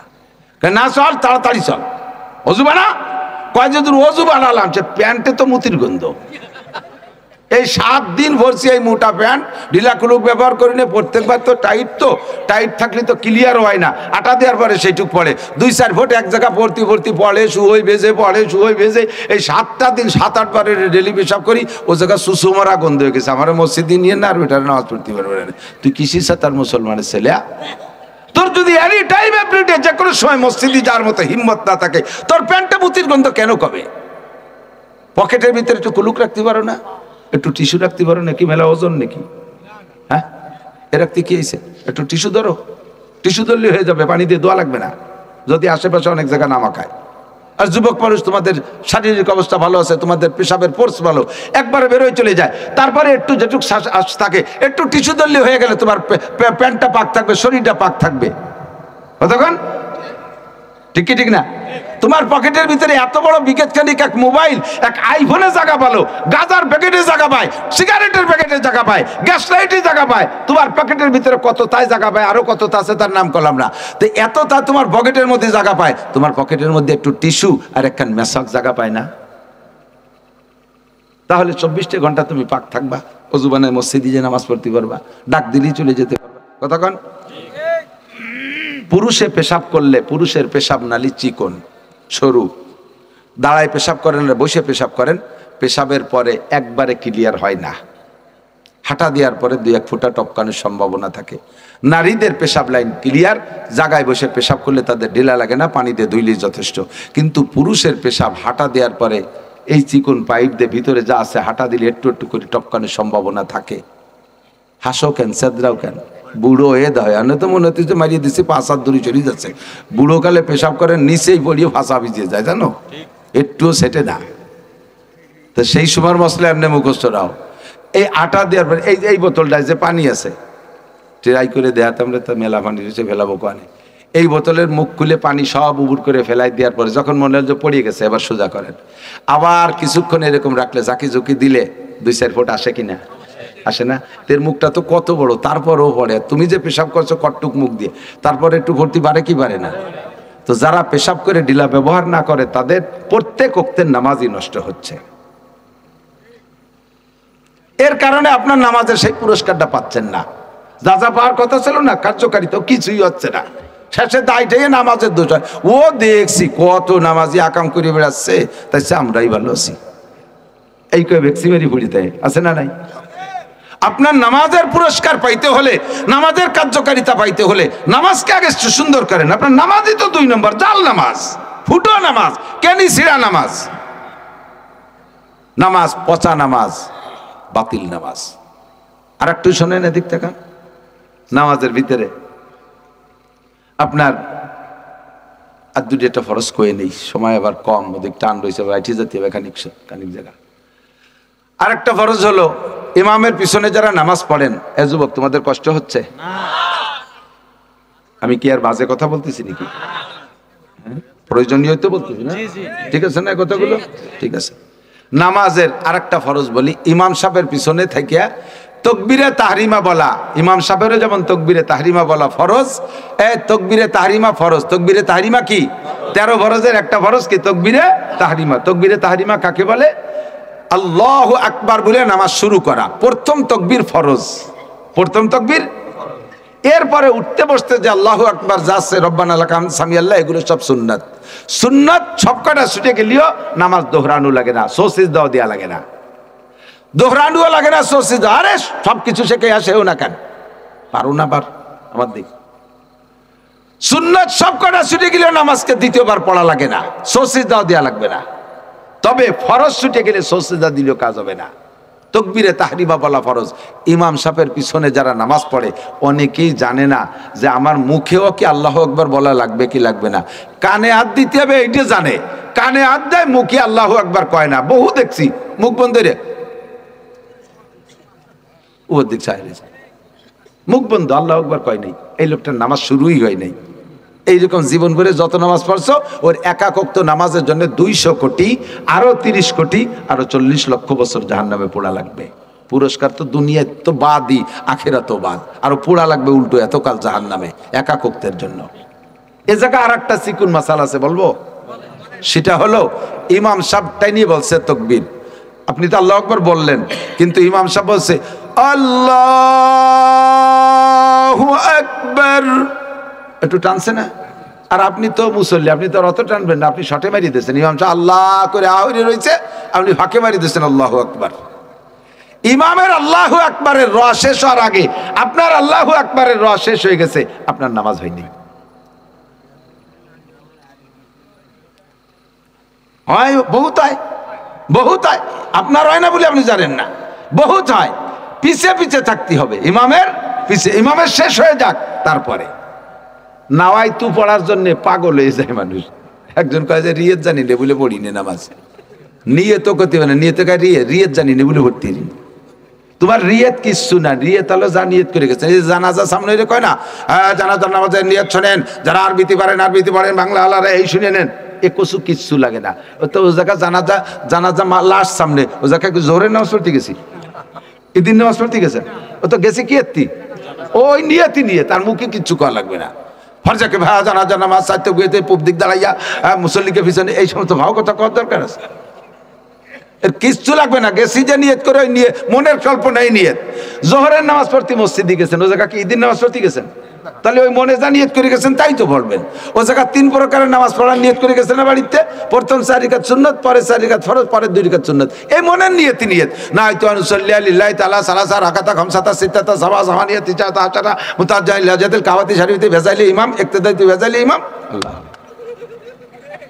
এক কতি কতি ইমাম সাহেব আল্লাহু আকবার কে কিরাত শুরু করে দিয়েছে। ইমামের কিরাতের আগে যদি আপনি তাকবীর দিয়ে সানা বানতে পারেন তাহলে আপনাকে মোটা একটা নেকি দেয়া হয়, 12,000 টাকা স্বর্ণ মুদ্রা আল্লাহর রাস্তায় দান করার নেকি দেয়া হয়। আর আপনি চান না হয় তুয়া ভর্তি ভর্তি আপনার সেই ইমাম কিরাত শুরু করে দিয়েছে। কথা মনে রাখেন, এর এক একটা মাসালার দাম 60 বছর নফল নামাজ ও রোজার চাইতে বেশি। 60 বছর যদি মুখে বলতে চান এদিক তাকান, আপনি ওই আরবি তো আরে কথা কইন না, আরবি তো যা কন আপনি আরবি তো শুদ্ধ পারেন না, আপনি যা বলতেছেন ওর ভিতরে ভুলের কারণে কি তর্জমা নষ্ট হয়ে যাচ্ছে। আপনি বাংলা যেখানে অনুমতি আছে সে জায়গা বাংলায় সারেন, আপনি ঝামেলার মধ্যে যাইয়েন না। আপনার বাংলা যদি বলতে কিছু ইচ্ছা হয় বলতে পারেন জোহরের 4 রাকাত ফরজ নামাজ ইমামের পিছনে পড়তেছে আল্লাহু আকবার, আসরের 4 রাকাত ফরজ নামাজ ইমামের পিছনে পড়তেছে আল্লাহু আকবার। আর যদি ইমাম হন জোহরের 4 রাকাত ফরজ নামাজ ইমাম হয়ে আদায় করতেছে আল্লাহু আকবার, কইলি একটু কন এও লাগে না। এও যদি বলতে চান তাহলে বলছি, কিন্তু খেয়াল করেন কথা ঠিক আছে। এরপরে আপনাকে আরেকটা মাসালা জানতে হবে। এই নামাজ এলো ধরাই দিছি 12টা 13টা ফরজ আছে, 13টা ফরজ এভাবে বুঝে বুঝে আপনি আদায় করবেন। এবার নামাজের চাবির গায়ে কিছু কিছু ফুটা পড়ে, কিছু কিছু ফুটা পড়ে চাবি মোটা হয়ে গেছে, তালার মধ্যে ঢোকে না। সেই ফুটাগুলো 19টে, কয়টা? 19টে। এর নামাজ হলো নামাজ ভাঙ্গার কারণ 19টি, নামাজ ভাঙ্গার কারণ 19টি। এর ভিতরে 1 নাম্বার ওলামা ইকরাম আছে, আইম্মায়ে মাসাজিদ আছে, মসজিদের ইমাম সাহেব আছে, এই মসজিদে কো ইমাম সাহেব আছেন? ওই সব তো ইমাম সাহেব, এই মসজিদের ইমামরা খুঁজতেছি এদিক থেকে। ইমাম সাহেবরা মনে রাখবেন নামাজ ভাঙ্গার কারণ 19টে। 1 নাম্বার নামাজে কিরাত অশুদ্ধ পড়া। যেই ইমামের কিরাত অশুদ্ধ আছে আজ ইমামতি ছেড়ে দেন, আজ ইমামতি ছেড়ে দেন। 6,000 4,000 5,000 8,000 টাকা বেতন খাইয়া ভুল নামাজ পড়াইয়া কিয়ামতের ময়দানে মহল্লার যত মুসল্লি আছে সমস্ত মুসল্লিদের নামাজের সর্বনাশ করেছেন। এই মুসল্লিরা কিয়ামতে আপনাকে পুলসিরাতের ঘাটে আটকায় দেবে। ফেলা নামাজ, টাকা খাইছিস, বড় বড় হাঁসের ডিম, 1 ডিম পারতি 2 হাঁস লাগছে, বাগা বাগা হাঁসের ডিম তোরে খাইছি, আর তুই এত বড় সর্বনাশ করছিস, টাকা ফেলা আর নয় নামাজ দে। ভুল কিরাত যাদের তারা কেউ নামাজ পড়াবেন না। পায়ে ধরে ইমাম সাহেবরা নিজেরা মরতেছেন, এত মানুষের বোঝা ঘাড়ে নিয়েন না। নামাজ ভাঙ্গার কারণ 19টে। যা শুনি কিরাত নামাজ আবার দোহরায় পড়তে হয়, নামাজ আবার দোহরায় পড়তে হয়। কঠিন একটা মাসালা এখানে আছে, এদিক তাকান। ভুলে ভুলে চলতি তালে আছে। যদি ওর পিছনে নামাজ ভাঙ্গার যে কারণগুলো, তার ভিতরে একটা কারণ হলো ইক্তেদাউল আলেম খালফাল জাহেল। যার কিরাত অশুদ্ধ তার পিছনে যদি তার অশুদ্ধ অবস্থায় যা হচ্ছে তো হচ্ছে, ওর যে অবস্থা যা যদি একটু হয়ও, ওর পিছনে যদি একজন শুদ্ধ কিরাতালা ইক্তেদা করে নামাজে দাঁড়ায় যায়, ওর এই নামাজ ভেঙে যায়, ওর নামাজ নষ্ট হয়ে যায়। তাহলে একজন ইমামের কিরাত গলত, মুসল্লিরা ওই সাইজের, এর পিছনে একজন যোগ্য আলেম যদি ইক্তেদা করে বসে, যার কিরাত ভালো, ইমামের নামাজ ছুটে যায়। ইমামের নামাজ ছুটে গেলে পুরো মুসল্লিদের নামাজ শেষ। কাজে কাজেই অনেক সময় ইমামের পিছনে কিরাত চুনিয়ে নামাজ ছাড়িয়ে দেওয়া লাগে। মুসল্লিরা কয় যে হুজুর কাজটা করলো আমাকে ইমাম সাহেবরা হিংসি হতেছে, কিন্তু মায়ের যে কোন জায়গায় তা তো আপনারা বুঝই পারতেছি না। আবার ওই মসজিদের মধ্যে দাঁড়ায় ইমামরা যদি কয় বেটা কিরাত গলত পড়ছি তোর নামাজ নেই, আয় ফাঁসে আয়, তাহলে তার আবার ইজ্জত থাকে না, চাকরি থাকে না। কত যে একটা ঝামেলা। 1 নম্বর সমস্যা, যারা অশুদ্ধ কিরাতে নামাজ পড়তেছেন, আপনারা আজকে থেকে নামাজ না পড়তে পারেন। আমি এ জায়গায় আপনাকে ছাড় দিতে পারবো না, বলতে পারবো না যে যা পারেন পড়েন, আমরা আসি তো হুজুরটা দেখ পানি ও পাশে যে একটা ব্যবস্থা করে দিতে পারি। এ সাহস আমার নাই, এ সাহস আমার নাই। আপনি আপনাদের দায়িত্ব নিতে পারবো না। নামাজ ভাঙ্গার কারণ 19টে, তার ভিতরে 1 নাম্বার রেখেছে নামাজে কিরাত অশুদ্ধ পড়া। আমি ইংরেজিটা এত ভালো পারো, বাংলা এত ভালো পারো, রবি ঠাকুর তোমার কাছে বাংলায় ফেল, ইংল্যান্ড আলারা ইংরেজিতে ফেল, তুমি এত সুন্দর শুদ্ধ ভাষায় বাংলা ইংরেজি বলো, তুমি আরবি পড়তে গেলি গালে প্যারালাইসিস আসে কে? সে সময় পারো না, ওই না কত চেষ্টা হচ্ছে হুজুর প্রায় 150 টাকা দিছি। তা ম্যাট্রিক পাস করতে কয় টাকা খরচ করছো? তা তো 10 বছর। তাই ও জায়গা 10 বছর সময় আর 10 লাখ টাকা খরচ করছো, আর কোরআন শরীফ শুদ্ধ হয়ে ভর্তি হুজুরে 150 টাকা দিছো। তোর জীবনে কোনোদিন আইএ বিএ এম এ পাসটা করলি কবর আজাব, কবরে ঠেক হবে না, হাসর মিজানে কোনো জায়গা ঠেক হবে না। কিন্তু কোরআন শরীফ শুদ্ধ করে নামাজ না পড়লে 1 নম্বরে কবরে ধরা খাবা, আজাব হবে, আজাব হবে, আজাব হবে। 2 নম্বরে আখিরাতের যে পুরস্কারগুলো তা তো পাবাই না। আর দুনিয়ায় তোমাকে নামাজের বিনিময়ে যে রিজিকের প্রশস্ত দেওয়ার কথা ছিল তার কিচ্ছু পাবা না,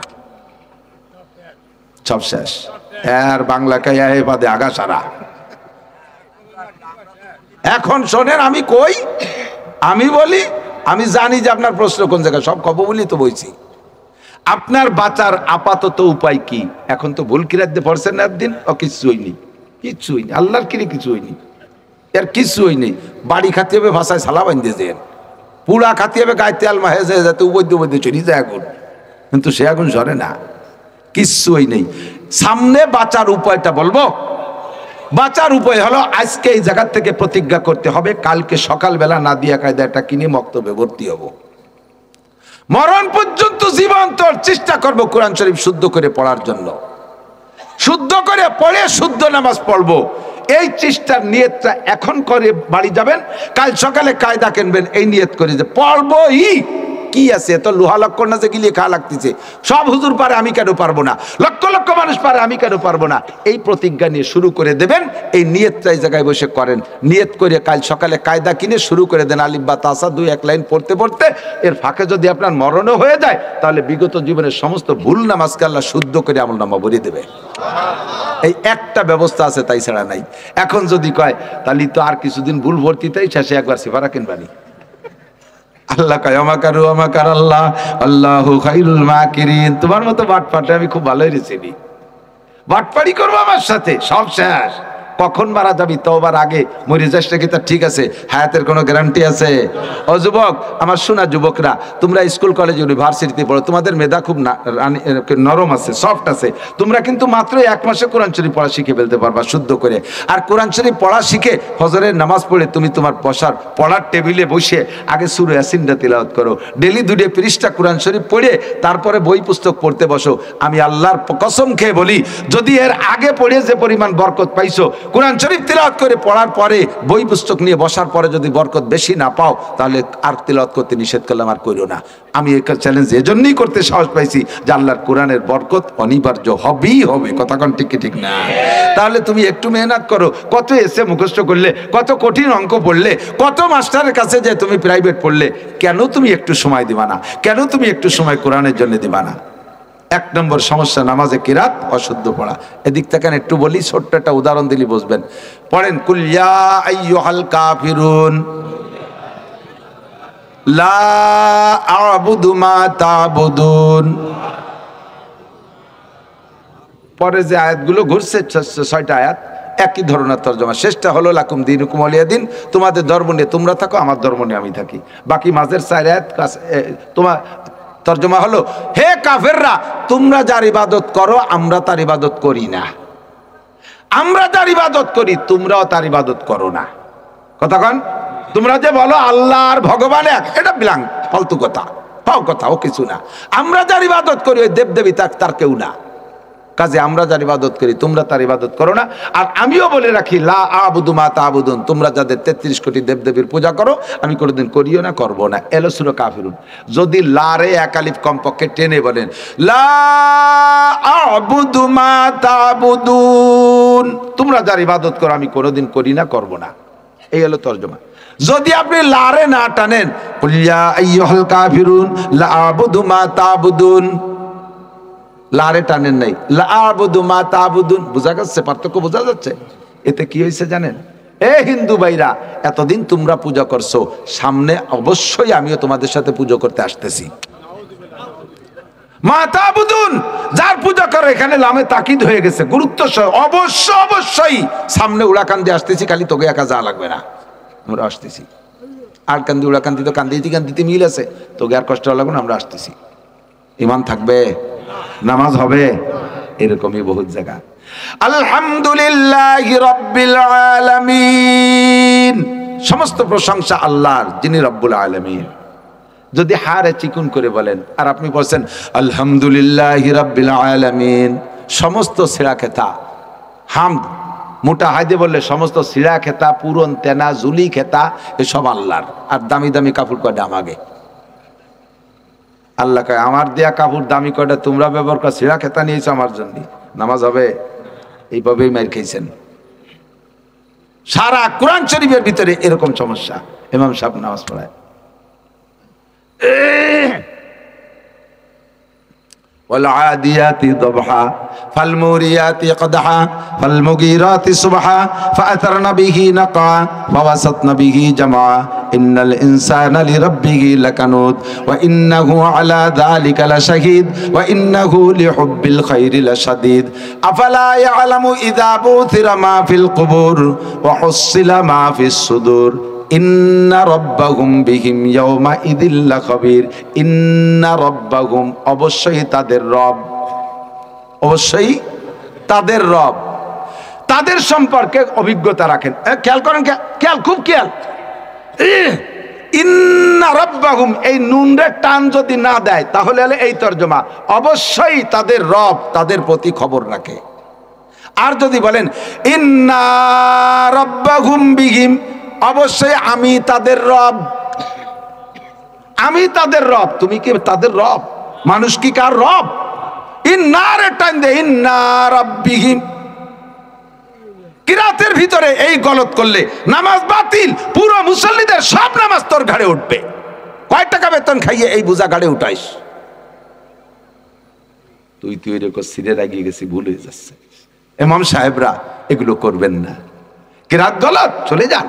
লজ্জা কিসের আছে? কিসের লজ্জা? এই পাশে শৈলদিয়া টালিয়া মাদ্রাসা আছে, টুঙ্গিপাড়ার ওই পাশে শৈলদিয়া আলিয়া মাদ্রাসা, ফাজিল মাদ্রাসা। প্রিন্সিপাল সাহেবের কিরাত গলত। সরসিনে আলিয়া মাদ্রাসার থেকে কামেল পাস, ভালো রেজাল্ট, বয়সী, আমাদের থেকে প্রায় তাই সবকে বয়সী হবে। এরকম বুড়ো মানুষ যখন শুনছে, আমার বয়ানের থেকে শুনছে কিরাত গলতে নামাজ হয় না, কলাতলা কিরাতখানায় মক্তবে ভর্তি হয়েছে। এদিকে আলিয়া মাদ্রাসার প্রিন্সিপাল, একটা ফাজিল মাদ্রাসার, বিএ মাদ্রাসার প্রিন্সিপাল, বুড়োকালে কলাতলা কিরাতখানায় ভর্তি হইয়া বুড়োকালে কিরাত শুদ্ধ করে কয় যে আল্লাহ আমারে বাঁচাইছে, আল্লাহ আমারে বাঁচাইছে। কাজটা করছি কি? কারহাবা কলকে জারি জুমলা রাস বা খুদা তদবির হিলা কায়রাস। ইরিদান লাগাইছো, কি সুন্দর সুজা, তা কিরাত সুজা না কে? কি সুন্দর সুতো টানাও না, টপ টপ করে গোছে গোছে, কি সুন্দর সুজা। ও ভালো পারো, ইয়া পারো না কে? ঘর সাজাইছো ভালো পারো, দোকান সাজাইছো ভালো পারো, পোশাক আদি ভালো পারো, সব কিছু তোমার সুন্দর। কেন তোমার আত্মায়াতুয়া সুন্দর? কেন তোমার কেরাত সুন্দর? কেন তোমার নামাজ অসুন্দর? কি জবাব দিবি রে তুই আল্লাহর কাছে? কথা কি বোঝা গেছে? কেন নামাজের পুরস্কার পাচ্ছেন না? কেন নামাজের ফলাফল পাচ্ছেন না? কেন নামাজে আপনারে ব্যারাকের থেকে গ্রামীণ ব্যাংকেতে ফিরেতে পারতেছে না? কেন নামাজে আপনারে হাজারে হাজার টাকা সাথে এক মন ধান খাওয়াতে ফিরেতে পারতেছে না? এই সমস্ত উল্টো পাল্লার থেকে, সুদে কারবার থেকে কেন ফিরেতে পারে না নামাজ পড়া সত্ত্বে? আপনার নামাজই হলো জাল টাকা, নামাজই হলো ফুটো টাকা। আল্লাহ কায়মা উমিরু ইল্লা লিয়াবুদুল্লাহ মুখলিসিন লাহুদ্দিন। সব ইবাদত পিওর করে ইখলাসের সাথে আল্লাহরই জন্য করিতে হইবে। আমি শুধু পথ দেখাই দিয়ে গেলাম, রাতভর বললেও শেষ হবে না শরীয়তের মাসালা। এত মাসালা সামনে আছে। আল্লাহ পাক আমাদের সকলকে আমল করার তৌফিক দান করে, সবাই বলেন আমিন। আজকে কি কিছু লোক প্রতিজ্ঞা করা যাবে যে মরার আগে কোরআন শরীফ পড়ার শিক্ষা করার চেষ্টা করবই? কে কে আছেন মনের থেকে? আল্লাহরে ধোঁকা দিয়েন না, মনের থেকে হাত জাগাইছেন। এলাকার ইমামের সাথে চেষ্টা করেন, যোগাযোগ করেন। পারবেন তো? পারবেন তো? মাশাআল্লাহ। আর এলাকার ইমামগুলো নিয়োগ দেবেন ভালো আলেমাই নিয়ে। বহুত বড় হুজুর, আরে এই কথা কইস না, বহুত বড় আলেম, লেখাপড়া জানে না, বোঝেন নাই? খুব বড় আলেম, এই হুজুর খুব বড় আলেম, লেখাপড়া জানে না। খুব বড় আলেম মানে উঁচু 6 ফুট, চওড়া 2 ফুট, স্বাস্থ্য চাঁদের মানে সেই রকম একেবারে গণেশের মতো। তারপরে চেহারা চাঁদের মতো, এই কি দাড়ি, মাথায় বড় পাগড়ি, এই আল্লাহ আকবার, 2.5 মণ ওজন, বহুত বড় হুজুর, অথচ আলহামদুলিল্লাহ লেখাপড়া জানে না। এই সমস্ত দামড়া দুমড়া ইমাম রাখবেন না। পোশাকের ডক হলি সেটা ইমাম হয় না, পোশাকের ডক হলি ইমাম হয় না। আসবে তাজি আগার জয়ীফে বুয়াদ হাম চুনাস তবিলায় খরবে। যুদ্ধের গোড়ায় একটুক একটা সিকুন, তার দাম 20 লাখ টাকা। আর ওই কুলুর বলো এত বড় এক দামলা গুড়া, ওর দাম মাত্র 6000 টাকা। বড় সড়ো চেয়ার একটা বড় হলি, রুমাইল একখান মাথায় দিয়ে, 3 তলা টুপি দিয়ে, রুমাইল তার উপরে দিয়ে, তার উপরে আবার সৌদি আরবের টায়ার একখান বেচাইছে। বড় হুজুর হয়ে গেছে, বড় হুজুর হয়ে গেছে। গায়ে মাত্র 50 কেজি ওজন, ভিতরে বারুদ। খুঁজতে যায়, দেখ আব্দুল মালিক সাহেব সারা পৃথিবীর শ্রেষ্ঠ আলেমদের ভিতরে একটুক একটা মানুষ, তারপর স্যান্ডেল হয় না, স্যান্ডেলে এ পাশে 1 বিঘে বেডুন, মানে 3 ইঞ্চি বেশি, ও পাশে 3 ইঞ্চি বেশি। এই মানুষটা যে বাইতুল মোকাররমের খতিব, কোনো সানবান আছে? এলেমের বস্তা, মানুষ তো একটুক। আর এত বড় মসজিদের এত বড় হুজুর কেরাত পড়তে পেরেছে। আজকে রাতারাত গলত যাদের আছে, সকালবেলা মুসল্লিদেরকে বলি কই বুঝাইয়া তবে মাফ চাবেন যে বাবা একদিন ফাঁকি যা দিচ্ছি, আল্লাহর রাস্তায় আপনারা মাফ করেন, আর নিজেরা সিদ্ধ হওয়ার চেষ্টা করেন, ভালো ইমাম দিয়ে কেটে কেটে পড়ার চেষ্টা করো। আল্লাহ তাআলা হেফাজত করুক। কষ্ট পাইলেন? কষ্ট পাইছেন? হুজুররা কষ্ট পেন না ভাই, পাই ধরি, বাঁচার জন্য পরামর্শ দিয়ে গেলাম। ওমা আলাইনা ইল্লাল বালাগ। যদি কষ্ট পেয়ে থাকেন করার কিছুই নাই, তবে মাপ চেয়ে নিচ্ছি কষ্ট পাওয়ার কারণে। হয়তো বলতে পারেন যে এভাবে না বলে অন্যভাবে বলতেন, অন্যভাবে বলার সময় আমার নাই, তাই তুই যে আনে পাইছি সে এনে ঠেসে দিলে জবই দিয়ে তুই গেলাম, জাকিয়ে আল্লাহ হেফাজত করুক না, আমিন। সবাই সহি বুঝদান করেন, ভাষাগত ত্রুটি বিচ্যুতি মার্জনীয়, যা বলেছি শুনেছি আল্লাহ আমল করার তৌফিক দান করুন। সুবহানাল্লাহি বিহামদিহি, সুবহানাল্লাহিল আযীম, সুবহানাকাল্লাহ।